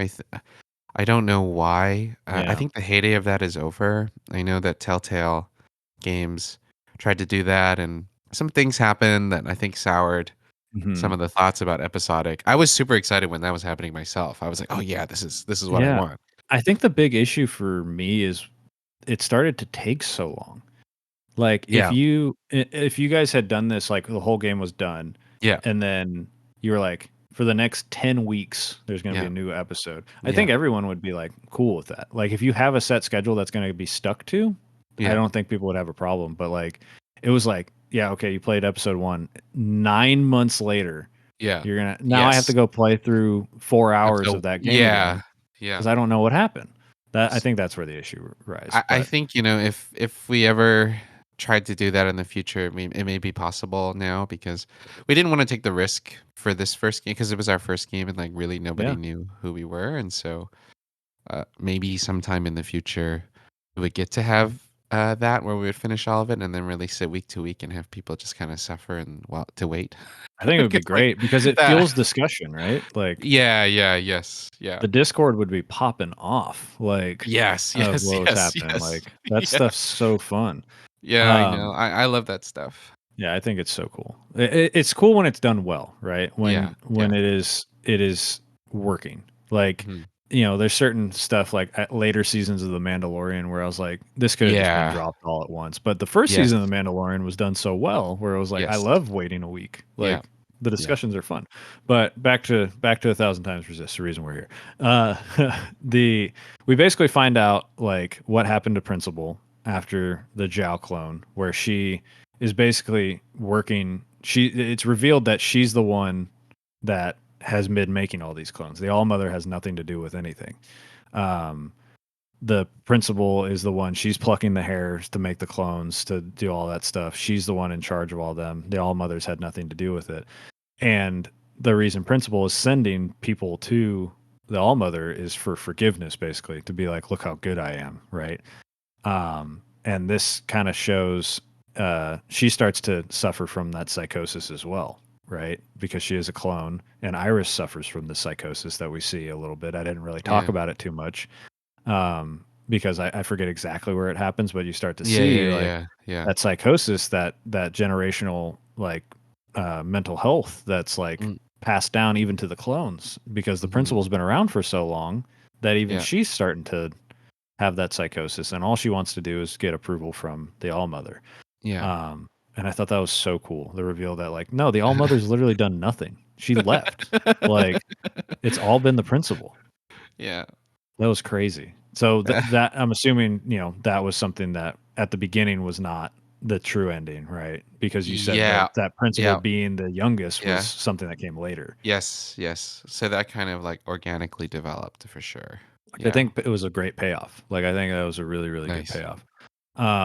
And then basically this is where we attack the orchard, right? We commune, we fall through the sky and we commune with the other two secretaries basically and contact a occupant to attack. And Mm. then that's when things go absolutely sideways. I'm a little mad because BB dies and gets shot, and I was so bummed because I was like, "Oh my god." That was so sad. But I mean, it was a moment where we were like, we can't hold back our punches. you can't. And if Yeah. somebody's going to die, Yeah. it's going to be the one with the gun, right? Like Mm, because it's another thing, right? You're more likely to yeah. get shot if you have a gun. Yeah. So I thought it was great. Makes me hate Mauve even Yeah. more. And then we get to the epilogue where it's Blue kind of talking with the occupant, and it's voiced by Yeah. Secretary, which was great. I loved Yeah. that because we find out that Secretary is an occupant. Yes. That's why Yeah, they're yeah. able to talk with them, which I thought was so cool. There's some really cool communion stuff that I kind of glossed over that, people can go experience that themselves. I like to leave a little bit when we Yes, do for these sure. shows because it's like there's sometimes I've listened to episodes of spoiler episodes of games and like Yeah. they leave just enough for me to go, I'm going to go play that myself. Nice. So if you're still here for whatever reason and you've made it this far, I feel like there's been enough that's been intriguing enough to go get people to go play. But if you haven't, I feel like that should go get you to go play. This is where I have so many questions, Remy. Okay. Because the choices, right? We get to choose what to leave behind, what to forget about, and all that. So my initial thought was to get rid of Mauve and the Red Guard, basically. Right. But that was my initial thought and what I wanted to go with. But I was being a little cheeky, and I was like, I'm one of like, if we don't learn from history, we're doomed to repeat it. I'm like, what if we keep everything, right? What if we keep everything because we need to learn from those mistakes, right? And then I got shot. I kept everything, and then you get immediately killed by Mauve. But was that ever a thought of like having that ending not be, you're immediately killed by Mauve? I think part of it is that we always knew that the state where you left everything on would not be a state where Blue would survive. And whether, and this is something that, I've largely refrained from going too far into the endings with people because I still want people to kind of talk to each other about it. Right. But, one thing I can say is that sometimes it seems to me that it's been interpreted that, Blue dying is an altogether bad outcome, I guess, because you play as Blue, Right. But if you truly wanted to leave all the lights on, it's very possible that it's just one of the outcomes of that. It just so happens that Blue is one of the people that doesn't make it. Right. Our perspective ends, right? But the world still goes on. But the world continues, and maybe then you don't know what would go down. Right. And so I mean that's just one of the thoughts that I've had about it. And but generally there's lots of reasons why. I don't know how much I should say. I'm just trying to think. I'm just like parsing actively. I'm parsing actively. You can totally stop there if you don't want to. Yeah. Yeah, like maybe I'll stop there for now, only because like of course the endings were meant to generate discussion. And it seems like it has been generating discussion, and people are taking away from it new things that we're discovering as well. So like I'm also like, this is actually a thing to say, is that like we are very careful not to if we say anything, it's just because that by the nature of us having made it, people may go back and refer to it or see that as like, for lack of a better word, the truth. But for us, our intention with these endings is to generate a kind of discussion and use these endings as a mechanism for discussion. Yeah.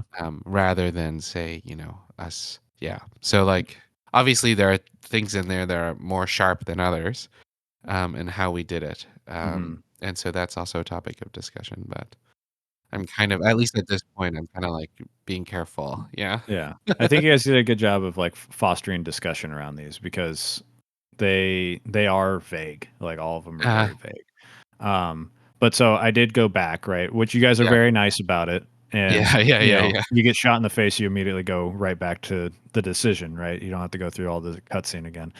And so I did go like fuck the police basically, and was like because that was my original thing. I was But I was like, maybe there's something cheeky here, right? Of keeping everything. Right. But so I got rid of Mauve and I got rid of the Red Guard, and I kept the principal because again I was like doomed to repeat itself, right? She should answer for all the things that she did. People should know of why the clones exist. Yeah. So I got the red epilogue, which I thought was cool. I thought going back there and like honestly, my favorite part of the whole game is like seeing the silhouettes, right? The holograms of everyone was was really cool. Like seeing BB like do like parkour down the stairs. Yeah. And honestly, when she jumped down those stairs, I was like, I didn't know these stairs were here the whole time. That would have saved me so much time. Like she revealed that there was stairs. I was like, oh Yeah. my god, because there's not very Yep. many places in the game that Yeah. have Yeah. like Shortcut down. Yeah. yeah. I was like, Just- oh my god, this has been here the whole time. Yeah. But I thought that was so nice. It really showed everybody's last personalities, right? Yeah. And you know, it showed BB and Healer kind of chit chatting. It showed Noah watching them from afar. Yeah. It had Blue and Fixer talking, and then Blue walking off and seeing. Depending on your epilogue, she's Yeah. looking at something different. But I thought that was so cool and such a nice like storytelling, like without really much, going on. Like I thought it was Yeah. just cool. And we didn't even mention the song like that you get to hear, Oh, the beautiful song, like Yeah. Fixer's song that she Fixer's song, sings. yeah. When does that take place again? That take place in the only time it actually happens in the game is in chapter 3, Mhm. in a Fixer memory. Even Yeah. though like the song is like quite omnipresent, Right. because of just I think it's used in the trailer, it's on the Yeah. soundtrack. Yeah. Yeah. That I just wanted to give a special shout out to that because it's an incredible song that Oh, like thank you. It's by one of our it's a friend of ours, Alex Ma, and then arranged by Drew Redman. And yeah, no, yeah. it's one of those things where you're like, oh, we made that. That's cool. Yeah. It is crazy, right? I'm sure like as a creative person, like obviously I haven't like made a game or made Mm, anything like that, but I like look back and we've been doing this podcast for 2 years yeah. and I'm like, Yeah. holy crap, like I've just Yeah. done that. Like that's Yeah. Yeah. crazy. Yeah. Yeah, for sure. Um but I did go back because I wanted to at least get I didn't get all the endings. Because Right. I was like, there's multiple endings, obviously. So I went back and got the Blue epilogue, which I liked a lot better because obviously Blue was Yeah. alive Yeah. and there and cool and the principal was gone. But I Right. think I just liked her narration and her interaction better. But I Right. think both Right. endings are pretty equal in my book. Yep. But it was interesting playing as like a new character and like you're a new person and like Yeah. Yeah. to One last time. one last time being there at the orchard and being like kind of having to say goodbye. And you guys did something that I'm a massive like Persona fan. Mm, And at the end of every Persona game, I've played 2 of them so far, and I'm nearing the end of Metaphor. I get like legitimately sad and depressed when I'm close to the end, and it right. slows me down because I Right. don't want to leave. Yeah. And you guys captured that in a 10 to 14 hour game. And I was like, that's crazy because like at one point I was like so mad at the orchard because it's so Yeah. confusing. Yeah. And then that Yeah. last time I'm like, I don't want to leave though. Like this is the last Yes. time I'm going to Yes. see. Yeah. Mission accomplished. Yeah, no, it was great. You guys did a great job there. And Well, yeah, we didn't want to leave either. Like personally, like that, like this was like, this is near the end of development. I'm like, oh man, this is like the last level I'm going to build here for a while. mhm, And you're just kind of like, yeah. And it's like the most peaceful version of the orchard, even though it's like wrecked. yeah. It's maybe the easiest one to navigate because all the trees are gone. Mhm, and, um, yeah. And it's also you're in first person. And it has a different type of scale, mhm, because it's the first time you're in first person in the orchard. yeah. And yeah, for us, and I think either Principal or Blue, references that like, oh yeah, like, do you want to linger? Like, Mhm, feel free. yeah. You can leave or stay. Like it's Yeah, great.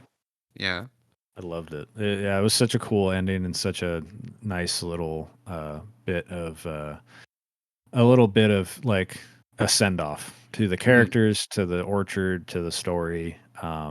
But that kind of leads me into my last question before I bring Jess back right. in to just do some. Uh, I did see some discussions of possible like sequels or DLCs Uh, or continuation of stories. Is that something you guys are interested in doing? I would personally love to continue at some point in the future, but like, I mean, this is something I've said elsewhere. It's like, I think right now, we want some time to pass. Hmm. It's really soon. Yeah. Yeah, yeah, because like, we worked on this game for like 4 years. Um, but and so now I think we do need a little break from it. I think it'll be better if we ever came back to have a break like this. Mm-hmm. And then, but we also want, time to pass in the real world. Because, if we did come back ever, we're probably, in very classic 1000 times resist style. We don't know what time period we're probably going to be Right. in. So, Well, that's what I was going to ask is like, yeah. what do you have an idea of where it would take place in this world? Or is it like, would we maybe be in one of the other kind of arcs, like one of the other 50s, or is it? Unfortunately, I can't answer this question, but all I can say is I have a very clear idea. You do have an idea. I Okay. have a That's very all clear I need to idea. know. I trust And I you. mean, this is funny because this is a little bit further down the line of launch, right? Right. And so, what's been nice is that we've seen so much, support from everybody, word of mouth, and that has actually really affected sales. So for people who are listening, I think, people who have told other people about this game, like, thank you to you and everybody, because, if a sequel are ever possible, it's 100% because of the word of mouth that people are doing right now. Mm-hmm. Right. And I know some people are like, oh, I think it's like a one and done kind of thing, but, and it may be, but it's if we ever, could do one, it's really, and would do one, it's because, like the fan community and our little community that has kind of been growing Yeah. has been telling everybody about it, and like people tell each other about it, which is like, if that didn't happen, there would definitely be a situation where we couldn't do a sequel, but maybe it's not out of the question if we wanted to, say. Yeah. So I mean, you left enough breadcrumbs too. Like there's so many different paths you can take. Like, you can continue afterwards, right? Because the Yeah. ending that I didn't even discuss is like one of my favorite parts of the game again is like that ending of just, Yeah. you get out of the, if you don't get shot, you get out of the, Yeah. out of the arc, it raises up to, Yeah. above ground. Yeah. The occupants are gone Yeah. and you see Iris down on the beach. Yeah. And she starts walking towards her original clones, and like Yeah. such a nice little, that didn't, is it real, is it not real, like, is it a Who metaphor, knows? who knows, right? It's Knows? very cool. Yeah. And I loved that, like that scenery was very cool, but you've left so many different breadcrumbs because like you said, there's 50 other arcs, there's Yeah. 1,000 years that happen between Principal and Yeah, like Watcher. we very, we tried to have our cake and eat it too with the ending of this game, where it's like we wanted to feel satisfying and to close it and to create discussion and to leave certain things open so people could talk about it, but then also not to hold our punches either, not to pull any punches, and also leave it in a place in case we ever wanted to go back. So like all of those things Yeah. we tried to do. And that was very hard. It stressed me out. Yeah, I bet. I mean, that's what I was gonna say. Like, you guys are probably gonna take a break for a while before, Well, you're. we're working on a short game Ooh. of some kind. I think I've mentioned, like we, in other places where it's like we're trying to exhume the long kind of game, Mhm. and a lot of people are like, oh yeah, well, what are they? How can they gonna follow this up? And it's like, well, we're gonna follow it up by not trying to follow it up. Right. If that makes sense. Like we're gonna Yeah. try and do it in a very different thing that's kind of short. Mhm. But I think people will be, it might be cool. And then some other thoughts right now of maybe where we might go. Hey, But we'll bring it on the show. I think the one of the writers and I, Pinky and myself, sometimes we just turn to each other and say, yeah, like we really do miss writing for the sisters, because like you Right. spent so many years like building this up and like building all these characters up, and they, of course, as writers, like we still feel like there's places they could go Oh and yeah. things they could do that would be interesting and also quite sad, but yeah. Well, when I was playing through this game, it feels like it did this trick that so many other like animes have done to me before, where I watch them and then I go back and I'm like, oh man, that was such a good anime. It was super long. And then I go back and Yeah. it was like 12 episodes. And I'm like, Yeah, right. I was like, it felt like I spent like 50 episodes. It felt like I spent like 40 hours in this game because you guys Nice. did such like a good job of like things are happening to these characters without me. Stories Yeah. are happening that I don't know. And like Right. there's so many different things that you guys can exhume upon basically. Yeah, Like yeah, you yeah. could do like I said earlier in the episode, you could do a whole game of what happened with Fixer, right? Like Yeah. that's a whole Yeah. game itself. Yes. Yeah. But not to keep it going too much longer, I'm going to bring Jess back in. Yeah. So we have a couple more questions that are just kind of like general topic stuff. Cool. So we'll give her a second to come back in. Getting some sneezing because the dust in our office right Oh, now. no. Yeah. Well, one of the things that I was like, so if you do develop a new game, right, like a short game, we'd love to have you back if you're willing to. Oh yeah, we come would love on to. in. Yeah, for sure. Because and also you're just open invitation if there's ever a game you want to come talk about and gush about. Like, Oh, this is the yeah, place. for Like, you can sure. come back with any game. Like, we have plenty of guests that come on and stuff. We had like I don't know. I think over half of our episodes last year were with guest hosts. So Nice. if there's ever a game that I mean, obviously you're playing a lot of games now to, like you said, it's kind of part of Catch your up. job. Yeah. Yeah. Yeah. But I had one question that has nothing to do with the game. Mhm. Well, it has something to do with the game, but it's not spoiler or anything. If you were to adapt this into a movie or an anime or a TV show or something like that, is that something you would want to do, or is it something that you would rather leave it as a game in that medium? So I think we said, well, yeah, this was like a very short line at the end of one of our updates on Steam. We are represented by the CAA, which is like an agency in Hollywood, one of the large agencies there, for our film and TV, for 1000 times resist. So there is a desire, like they are, at least the idea is like we are going to go try and see if anybody wants to make a kind of film or TV thing. Like in my mind, it probably has to be a TV thing because you know it's probably at least 10 hours long. Yeah. And I would love to do animation so the voice actors could come back, but that's just my desire. So obviously these things are more complicated than what I just want.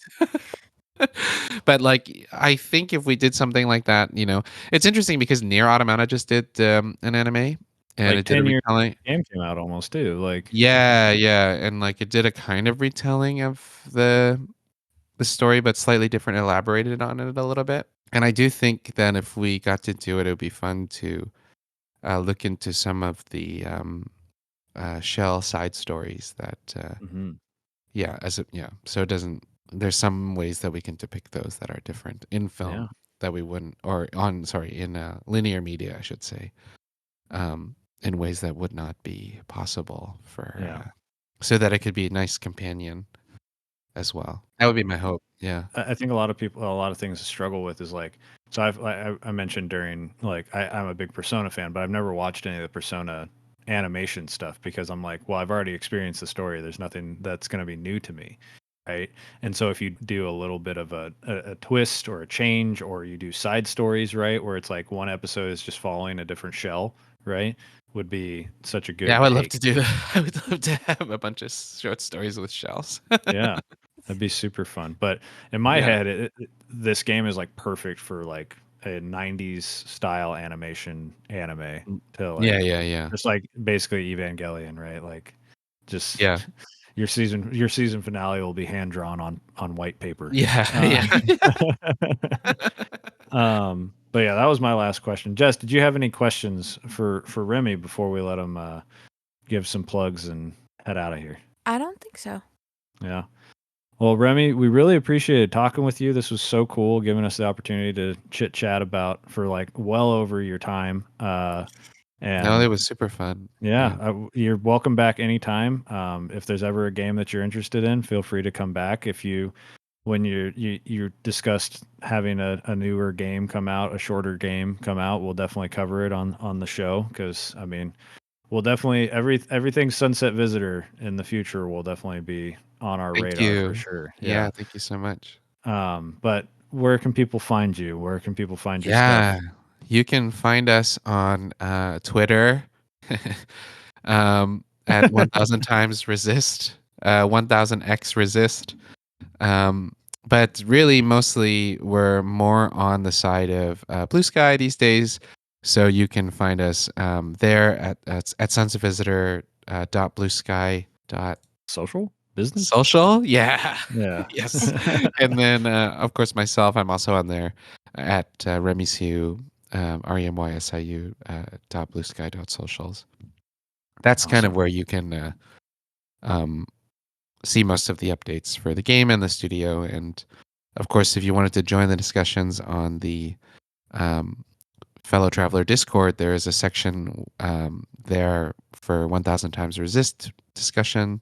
And there's lots of regular, really fun fans. So we have a nice little community there if you want to join us. Yeah, I was perusing it the other day. I was like, Yeah. these guys are... I saw you pop in a little bit, answer some questions. I was like, ooh, that's gotta be fun. But yeah, it's been great getting to know you, Remy. It's been really cool.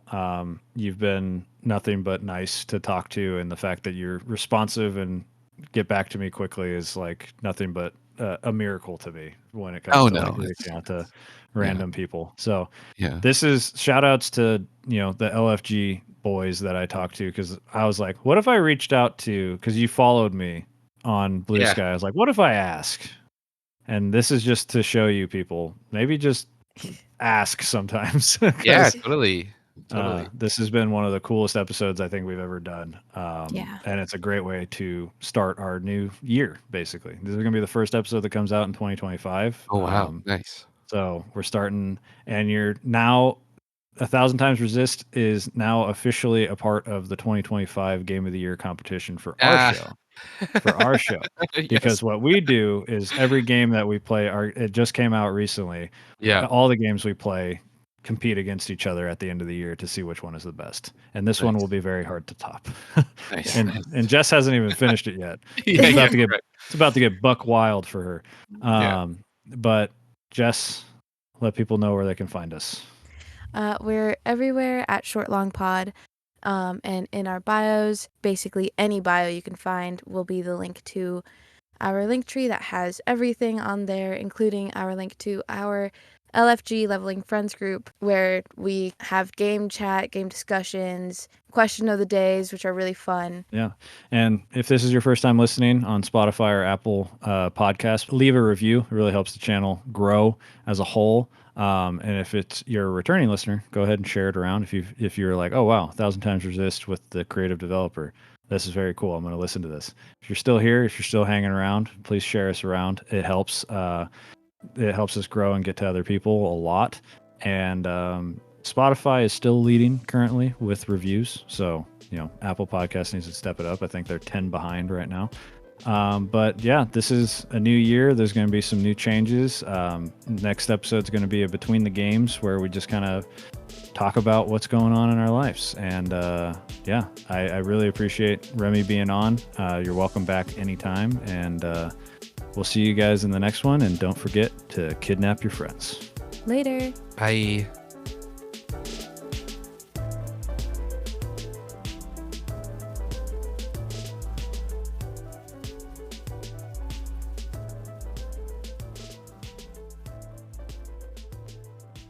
Also, that reminds me, is it 1000 times resist or 1000xRESIST? Yeah, it's 1000 times resist. Yeah. Okay, sweet. Okay. That's how I've been saying it. It can be 1000 times resist or 1000 times resist.